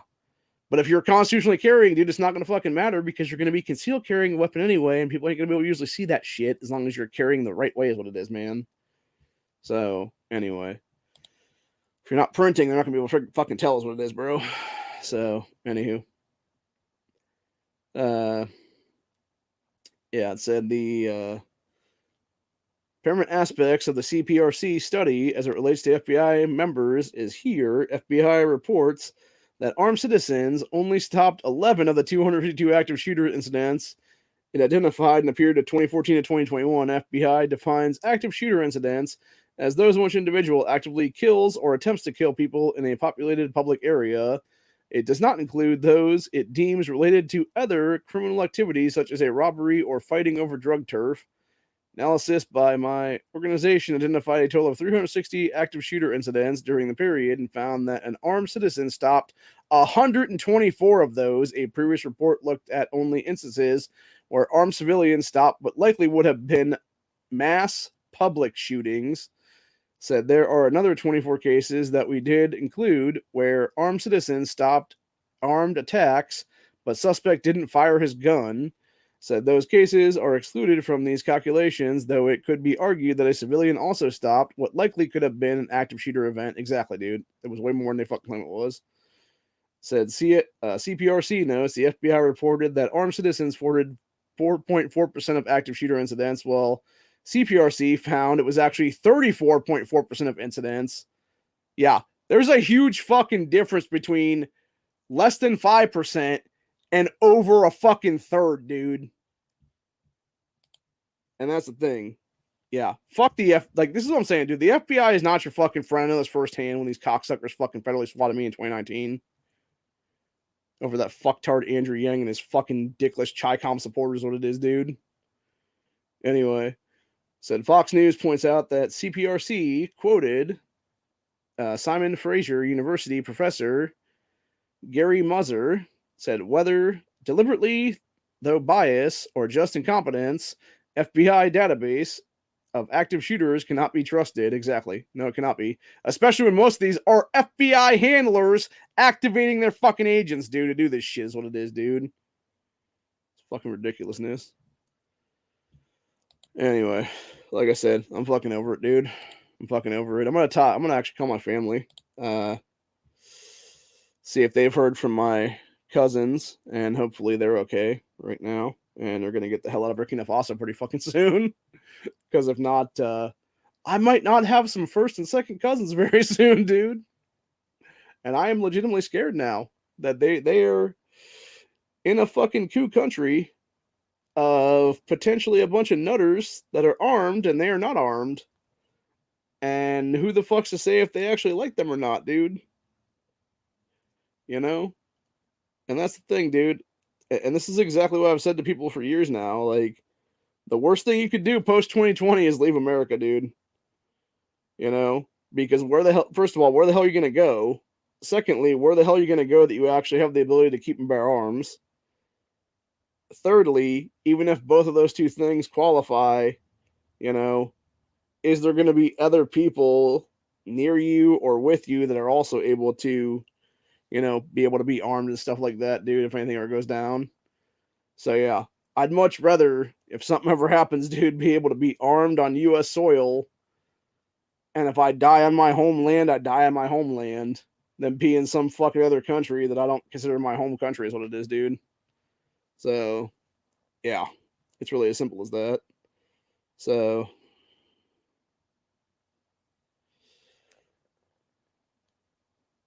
Yeah, it's a real shit show though. But like I said, I'm gonna hopefully call up my family and find out what the hell's going on, and hopefully everything's okay. I don't know, man. I don't know. It's not good, man. Not good at all. But yeah, at least I know that two of my cousins are okay, which would be the guy's daughters who are still here in the States, is what it is. So, and like I said, I think my cousin is smart enough to know, with his wife and his sons, when the hell the time to get out is getting to be there is what it is, dude. And hopefully he understands that, like, yeah, now's that fucking time to get the hell out and come back here to America. So I think he's smart enough to figure that out. So is what it is, dude. I mean, the guy's been, I mean, he's gone through a shit ton of shit there, man. There,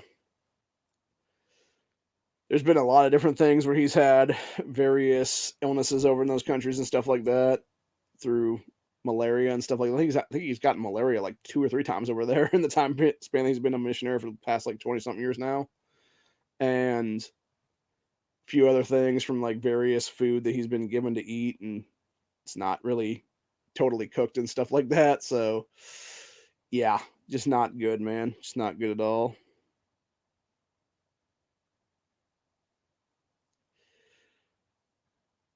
So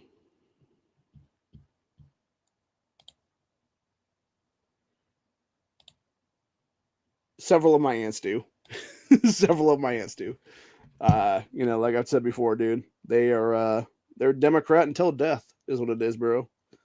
They have voted Democrat since they were in their teenage years in the 60s and 70s and shit like that, and they think it's the party of JFK still. So it's unfortunate that things are like that, and I think some of them are finally waking the fuck up to it is what it is. But yeah, it's just sad either way. But like I said, with my cousins there in Burkina Faso, like, I fear for their safety. I really do. And ironically enough, he's not really left wing. He's actually like, I wouldn't really consider him right wing either, for that matter. I think he's just in the middle is what it is. So I know his mom was a big Reaganite and stuff like that. So I know he grew up in like a red kind of household is what it was there in the 80s and early 90s and stuff like that. So I don't know, man. But yeah, it's just crazy to me that anybody would ever go into these kind of countries like that, dude, when you don't know what the hell's going to happen. And the thing is, too, it's like, God forbid there's something that does happen with America, if we go into like some kind of like crazy, balkanization or something like that. Like, who the fuck is he ever going to be let back in if you're out of country already, dude? And that's another thing, And it's kind of like that, what's the hell's that one movie? Oh god, it was one of those Tom Hanks movies. I forget which one it was called, but it was him stuck in the airport and shit. And it was supposed to be like some kind of like Kyrgyzstani country or something like that. It was basically like a not real country or whatever, but it was like supposed to be like near Russia or something like that.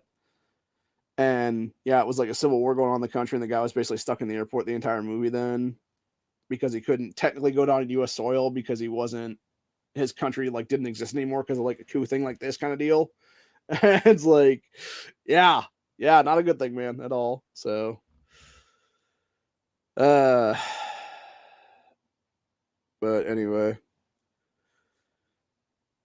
yeah, you would think they would, all my aunts and stuff would see how the Democrat Party has gone off the rails, but again, they also watch CNN as a news source and MSNBC for that matter too. So it's like, yeah, when you're being lied to every day, and then you sit there and call your nephew fucking, oh, you're one of those Alex Jones fucking conspiracy theorist types. No, I actually get information from the internet that's not gonna fucking lie to your face about shit that's not a bought and paid for giant corporation. And it's independent fucking media, dude, is what it is. And it wasn't just Alex Jones back in those days either. It was a bunch of shit. And they're like, oh, you believe everything around the internet. It's like, no, I don't, you jackasses. That's the whole fucking point. I simply read articles and I take the information in from all sides, is what it is. And I'm not going to just believe whatever the fuck the mainstream media tells me. Oh, there's an active shooter today. Oh, it turns out it was 3 guys. No, now it's 2 guys. Oh, now it's 1 guy in custody and 1 guy dead. Oh, now it's just 1 guy and it's called Sandy Hook. Mm-hmm. You might remember that actually from the mainstream media back in 2012, dude, a decade ago. That's how they portrayed Sandy Hook to begin with, dude. First it was 3 dudes, then it was 2 dudes. 1 was dead, 1 was in custody. Then it was all of a sudden 1 guy, and then it was, oh, that guy's dead now. And it's like, the fuck? So, and that was all in the time span of like 2 hours or something, dude. Or maybe not even 2 hours. It was like an hour and a half maybe or something. But yeah. And the reason I bring that up, obviously, is because you have a Alex Jones, Sandy Hook trial going on today, which was nothing more than a fucking dog and pony show for them to fuck him over again. Day 13 of that shit. So, anyway. Yeah, it was a terminal. That's what I was thinking of.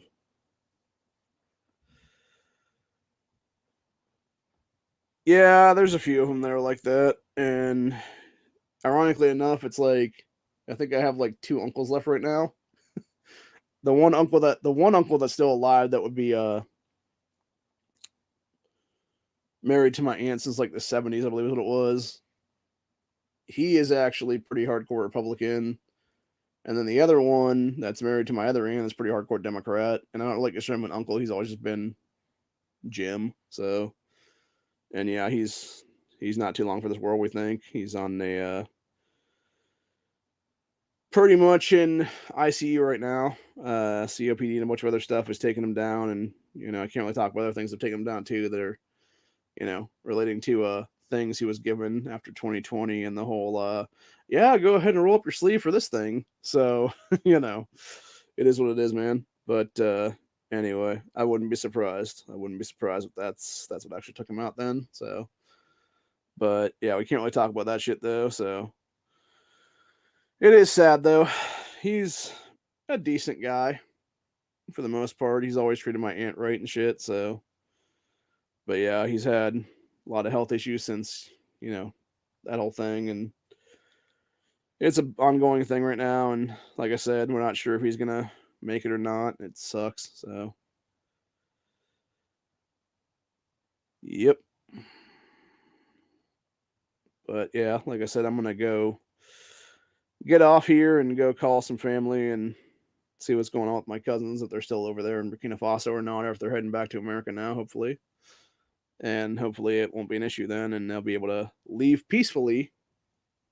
Because that's the thing, dude. Like I said, going by that, just judging by that story and what I read in that story and stuff like that, I would assume it was something where the fact that all these people are pretty much anti-Islam and stuff like that, dude, and they're all about like dealing with Islamic terrorism over in that country.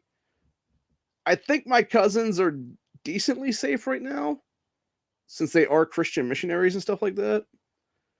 But again, you never know, man. I mean, for all you know, it could be a bunch of people that are pro-Islam in some fucking part of that village ready to stone them to death for all we know. So, and the fact they're not armed, they can't be armed over in those countries. It's like, yeah, fuck, man. Now, granted, that being said, they also have armed security that protects their shit for them when they're not in country, and they pay these people. So, I mean, technically they have bodyguards, but again, it's like 1 or 2 dudes versus potentially like 20 dudes, So I don't know, man. I think a lot of those cases that bought those bodyguards or bodyguard over me would be like, oh, I'm not getting paid enough for this, white boy. Goodbye.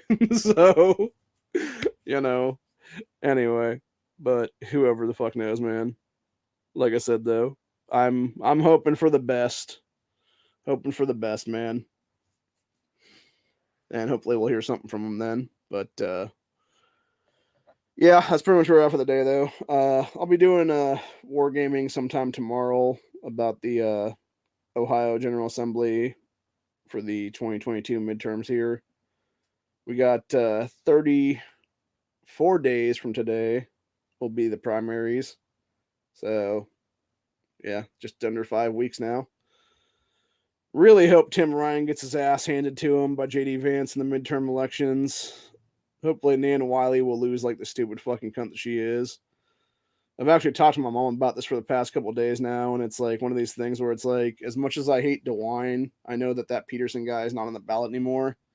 And I'm like, I really, really don't want to vote for DeWine, but it's like, it becomes one of these things now where it almost is lesser of two evils kind of thing. And it's like, do I legit vote for this dude just to solidify the fact that there's no way Nan Whaley wins then? Or do I just randomly, cast a vote for somebody that's not really going to be counted or whatever, and my vote doesn't count, and who the fuck's to say she gets enough votes that way or whatever, dude? So, but yeah, it's one of those things where I'm like very much like, I'm still debating right now. I think there might be like one other candidate on this race, or in this race right now. So if there is a third option, I'm going to vote for the third option. If there's not a third option, I'm going to fucking, unfortunately, default to DeWine, even though I fucking hate that guy's guts and stuff like that. And hear me out on this one when I say this. I'm not voting for Mike DeWine if it comes to it. I would be casting a vote for DeWine on the assumption that I'm talking with General Assembly in the weeks after this to impeach Mike DeWine come the new year, and eventually impeach Husted as well, and we simply have our Senate president become governor for like 3 to 4 years is what it'll be then. So, that's pretty much the assumption I'm going on if I would go that way. And that's what I've talked to people about too as well. I'm like, yeah, there's a way that we could basically get both these people the fuck out of here, dude, even if they would quote unquote, be reelected and shit, because it would be based on the fact that they'd be impeached on criminal shit that they've done in the past couple of years. Then is what it would be then. So, and I think truthfully at this point, the current Senate president, Hoffman, he's not a bad dude.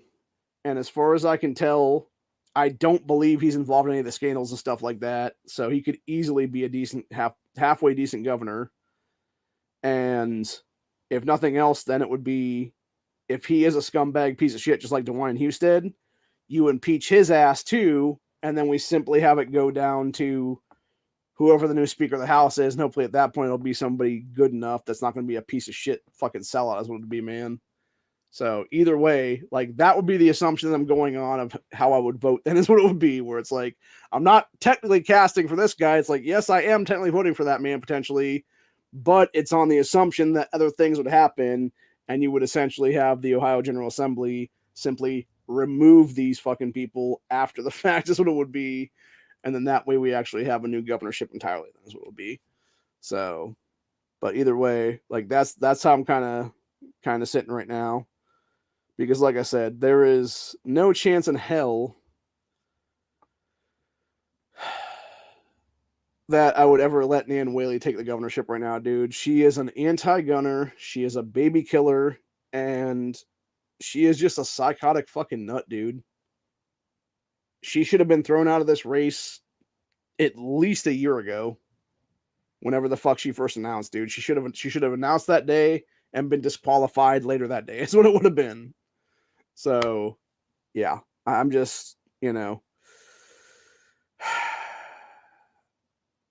ironically enough, though, when it comes to the DeWine family, Mike DeWine's son Pat isn't actually a bad dude, and he's part of our Supreme Court right now.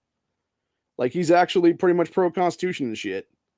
It's just that his dad's a career cunt is what it is, dude, and that's the worst part of it all. So, and like I said, if we were in a truly just state right now and we actually had criminal investigations open to everybody and stuff like that, dude, it would have been DeWine, Husted, and a bunch of other people going down with Householder in that fucking HB6 scandal. But because FBI, etc., would rather waste time fucking with me and stuff, over literally telling me, we wasted 6 days on this? Yeah, they could have been spending 6 days investigating DeWine and Husted, or 6 days investigating fucking Allison Russo or Casey Weinstein or somebody like that, dude. And actually got real charges against these fucking people. So, anyway, I don't know anymore. But like I said, it's... The thing is, too, I mean, DeWine is a fucking leprechaun, bro. Like, seriously. If you get the chance, like, look up Mike DeWine campaign ads right now, dude, because there's one ad that they've been running lately where it's him talking about jobs, and you just have, like, this giant box, like, come out from in front of him, and he just starts walking forward, and I'm just like, God damn, this guy is a legal midget at this point, dude. Like, he is so fucking short. He is so fucking. He's a teeny old. He looks like a fucking child wearing his father's clothes, is what it is, dude. And it's like, this weak ass old man is our fucking governor? Are you kidding me?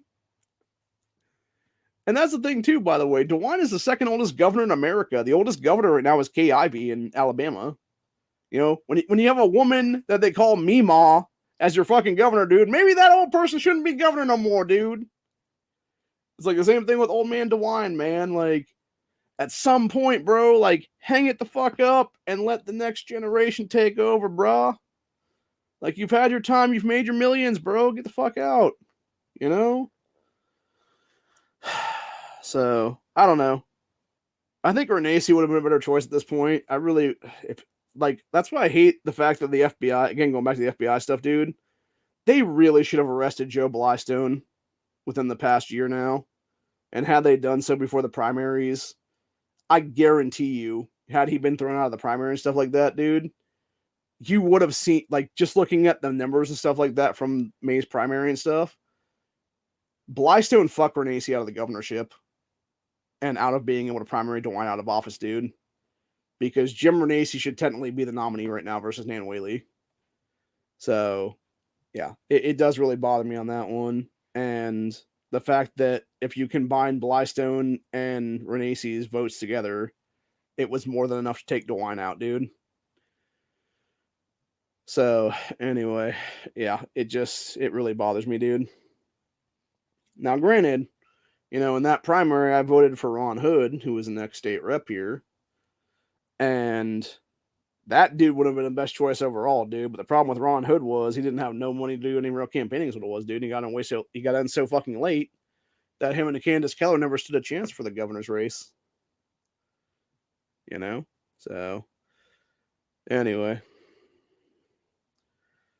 Let me see if I can find the DeWine ad I'm talking about, and I'll just fucking play the damn thing, because I know there's one out there. So, let's get DeWine jobs.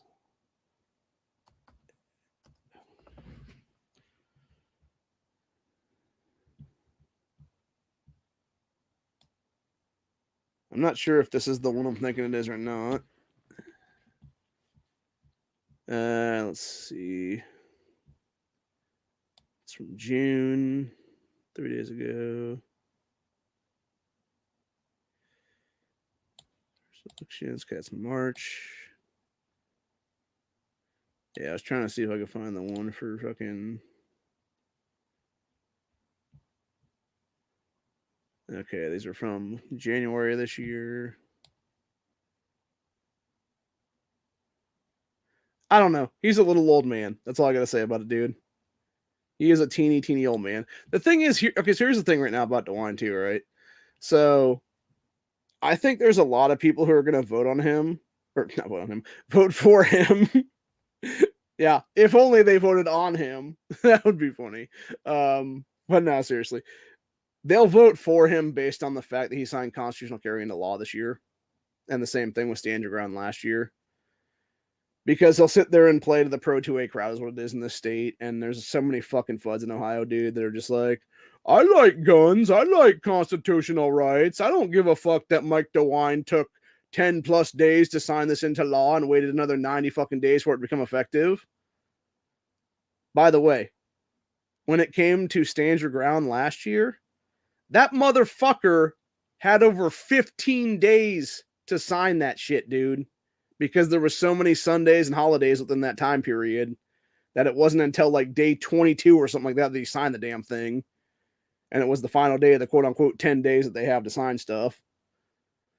And then for specifically constitutional carry this year, Ohio should have been 22 and 22.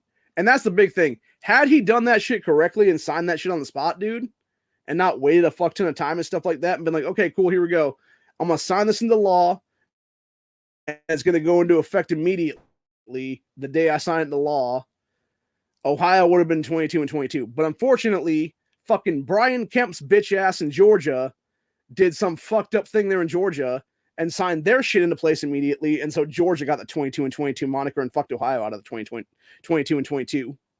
And that's the thing, too. There are so many people in our General Assembly who actually are pro 2A, man, who could have actually run on the 22 and 22 moniker. And DeWine fucked all of them out of running for re-election on that fucking campaign, dude. So, yeah, it's a bunch of shit, dude.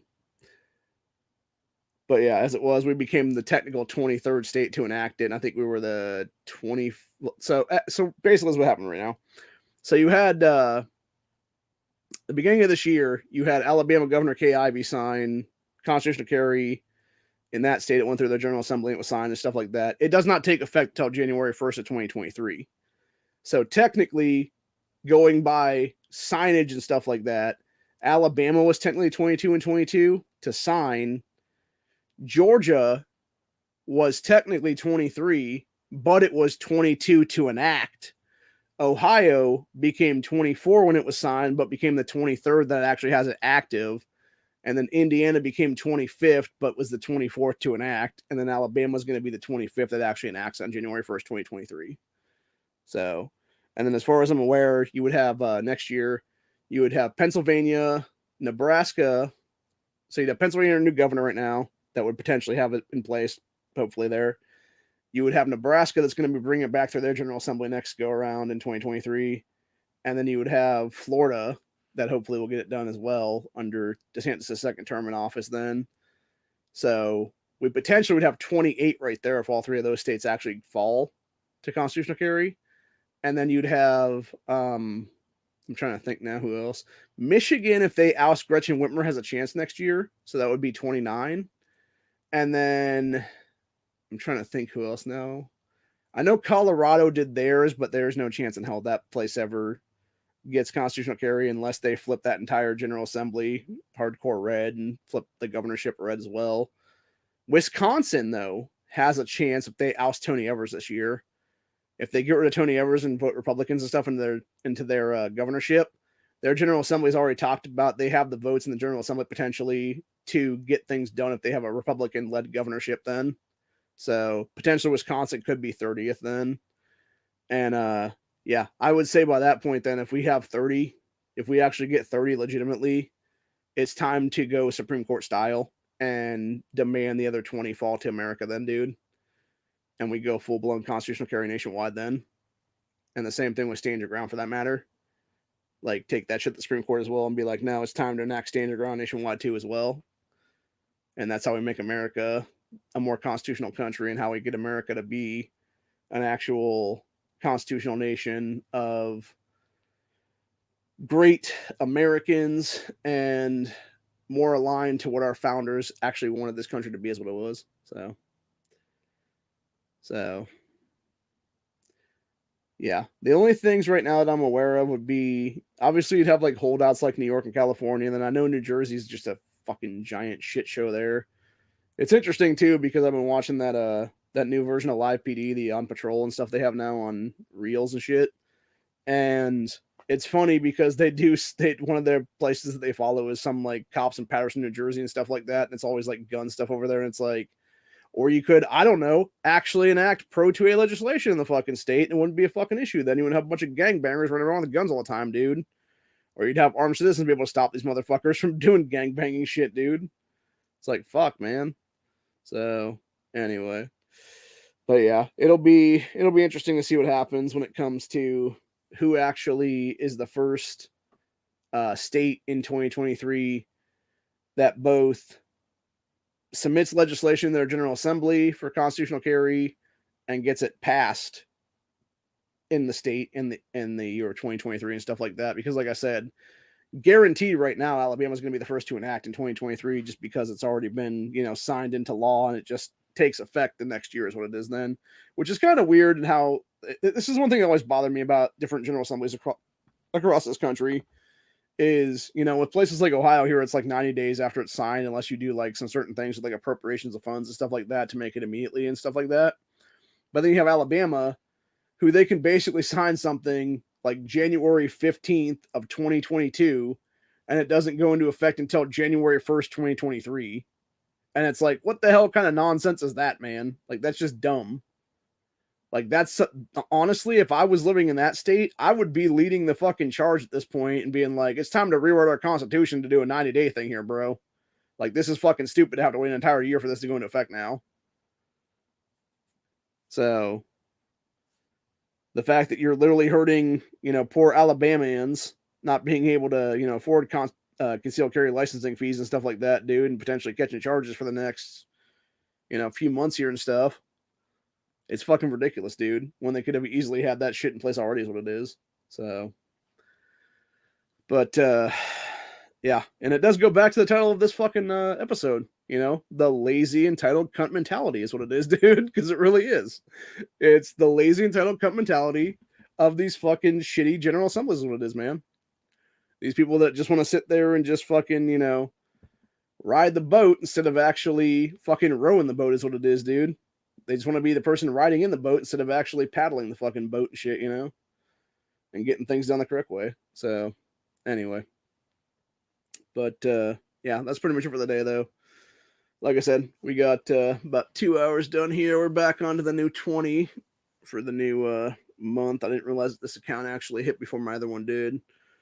So, if I do something tomorrow, which I don't know if it'll be the wargaming or not, I might wait. I might do an actual 2A cast tomorrow and then do the wargaming stuff on Friday or something like that, because I, again, still have to get all the numbers and stuff together. I still can't find the damn things for that, because until I can find them, I'm not going to go with that and try to do actual wargaming stuff. I want to have the actual numbers ready to roll and figure out if we have 66 or not come the new General Assembly then. But yeah, until that happens, I'm not going to do that video.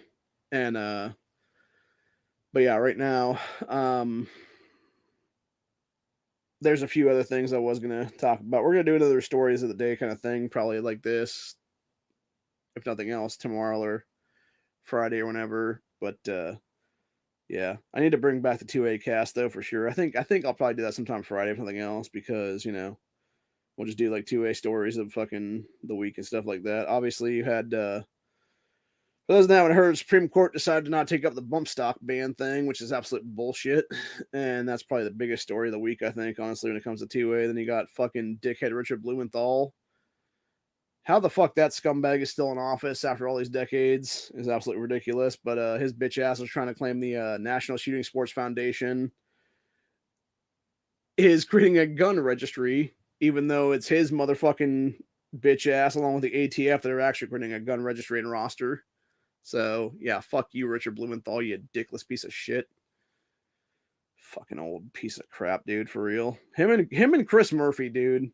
Like, you want to talk about reasons why Connecticut shouldn't have senatorial fucking seats? Two greatest examples ever right there, man. Chris Murphy and Richard Blumenthal. Two of the worst senators in America right now. Both from the same fucking state, dude. Which kind of makes me wonder, how many congressmen are there from Connecticut that have also fucked us in the ass right now? I'm guessing a lot, honestly. And like I said, when you look at all the moms demand action types that live here in Ohio now, they're all from fucking Connecticut after Sandy Hook, dude. And it's like, yeah, take your asses back there. We don't want you here, dude. Stop fucking up our constitutional rights. Take your anti-gun shit back where it came from, bitches. Seriously. Fucking sick of it, man. Just like that one little cock stain that fucking students demand bought and paid for a little Bloomberg shill down in Columbus there. This kid was going to Ohio State, was like, I was an Ohioan, and it's like, no, dude, you're fucking from Florida. Take your bitch ass back to fucking Florida, dude, and quit your fucking lies about being a Marjorie Stoneman Douglas shooting survivor when that fucking school was as big as a goddamn college campus, bro. And your bitch ass was nowhere near any of the gunmen. And yes, I say gunmen, not gunman, because there was more than one gunman that fucking day, dude. It wasn't just that Cruz piece of shit. There was definitely at least two others, which many students have come out and said that shit, dude. There was at least a second gunman, if not a third gunman. And almost every single one of those students that came out on camera after that have now been mysteriously killed in random car accidents and everything else like that, dude. So, yeah, it's just fucking, oh, man, I'll tell you what. I might have to go full Texas one of these days. So, but nah. No, there's no accent coming though. I might be trying some British accent at some point later though. Some kind of weird ass version or something like that. I don't know. I'm trying to go more of a Irish Scottish accent now, Yar matey kind of thing or something like that, kind of deal. I don't know. That's the real problem though. If you're not living in those countries, like you don't really get the accent properly.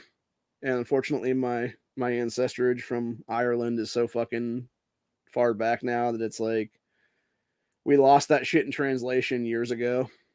Actually, it's funny because my one aunt from Maine was talking about Ohio's accent, and it was how we say like certain words and stuff like that, like wash, and it comes out like worse or something like that to her. So, but yeah, it's funny.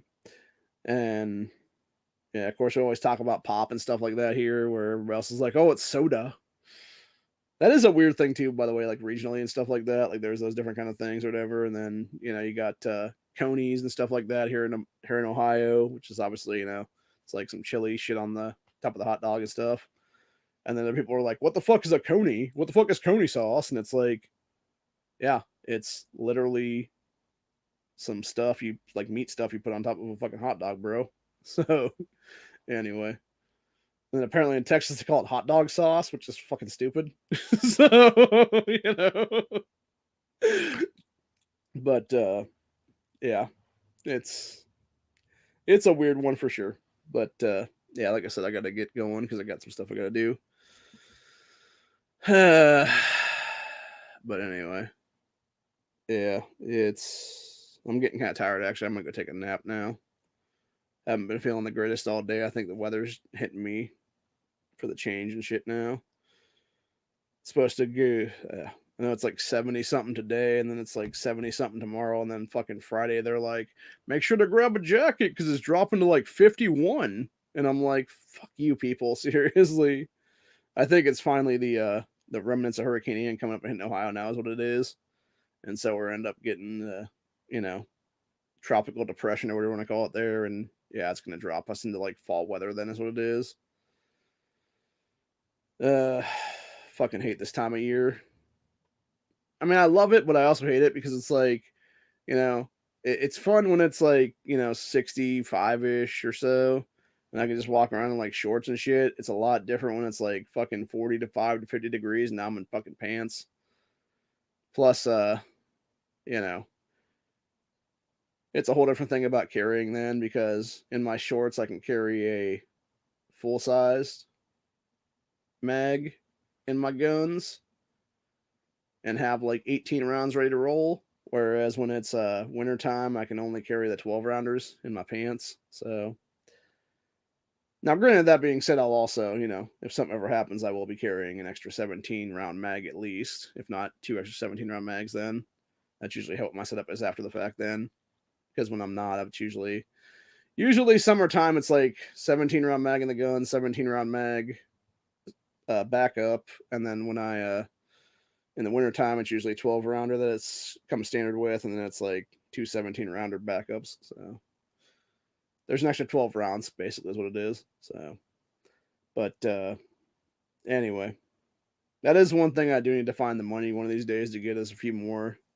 of those them 17 round mags because I only have a couple right now, and if something ever happens, I'd definitely like to have more. Is what it is. Same thing with AR mags right now. Need to pick up a few more Magpul mags when they're on sale again. Because you never know. You never know if one's going to break or, something's going to happen and they're not going to be able to be sold anymore kind of deal is what it is. So, rather have a whole bunch right now than not have any at all is what it is. One thing I have learned with those Magpul mags is that what's interesting to me is you have specifically the Gen 2 ones. For some reason, I don't know if it's like an anti-tilt follower it doesn't have in it, or if it's just weird, because you can push the ammo in there, but it only will go like one certain way, and then there'll be like times where it seems like the rounds start to try to like tip up and shit like that when you're trying to shove another one in. Versus the the Gen 3 ones that I bought a few of, and those things are fucking perfect because you can just go one side slides in, the other side slides in, back and forth, like real easily, and shit is what it is. So I don't know what the fuck they did to do things right, but yeah, every single one of those Gen 2 ones I have is just like the same way. Like it doesn't want to feed right. It's just a pain in the fucking ass to load then. Versus the Gen 3 ones that are just super fucking easy to load. And it's only when it gets to like, those 20 plus in there is what it is that you actually start having like, yeah, you got to press down a little bit harder and kind of shove it in there is what it is then. But yeah, either way, not fun when you have arthritis in both your hands, and also not fun to be able to install things when you also have arthritis in your hands, and it's really hard to install shit then. So anyway, but yeah, either way, that's pretty much where we're at for the day though. So hope y'all enjoyed this episode, and I'll see y'all in the next one.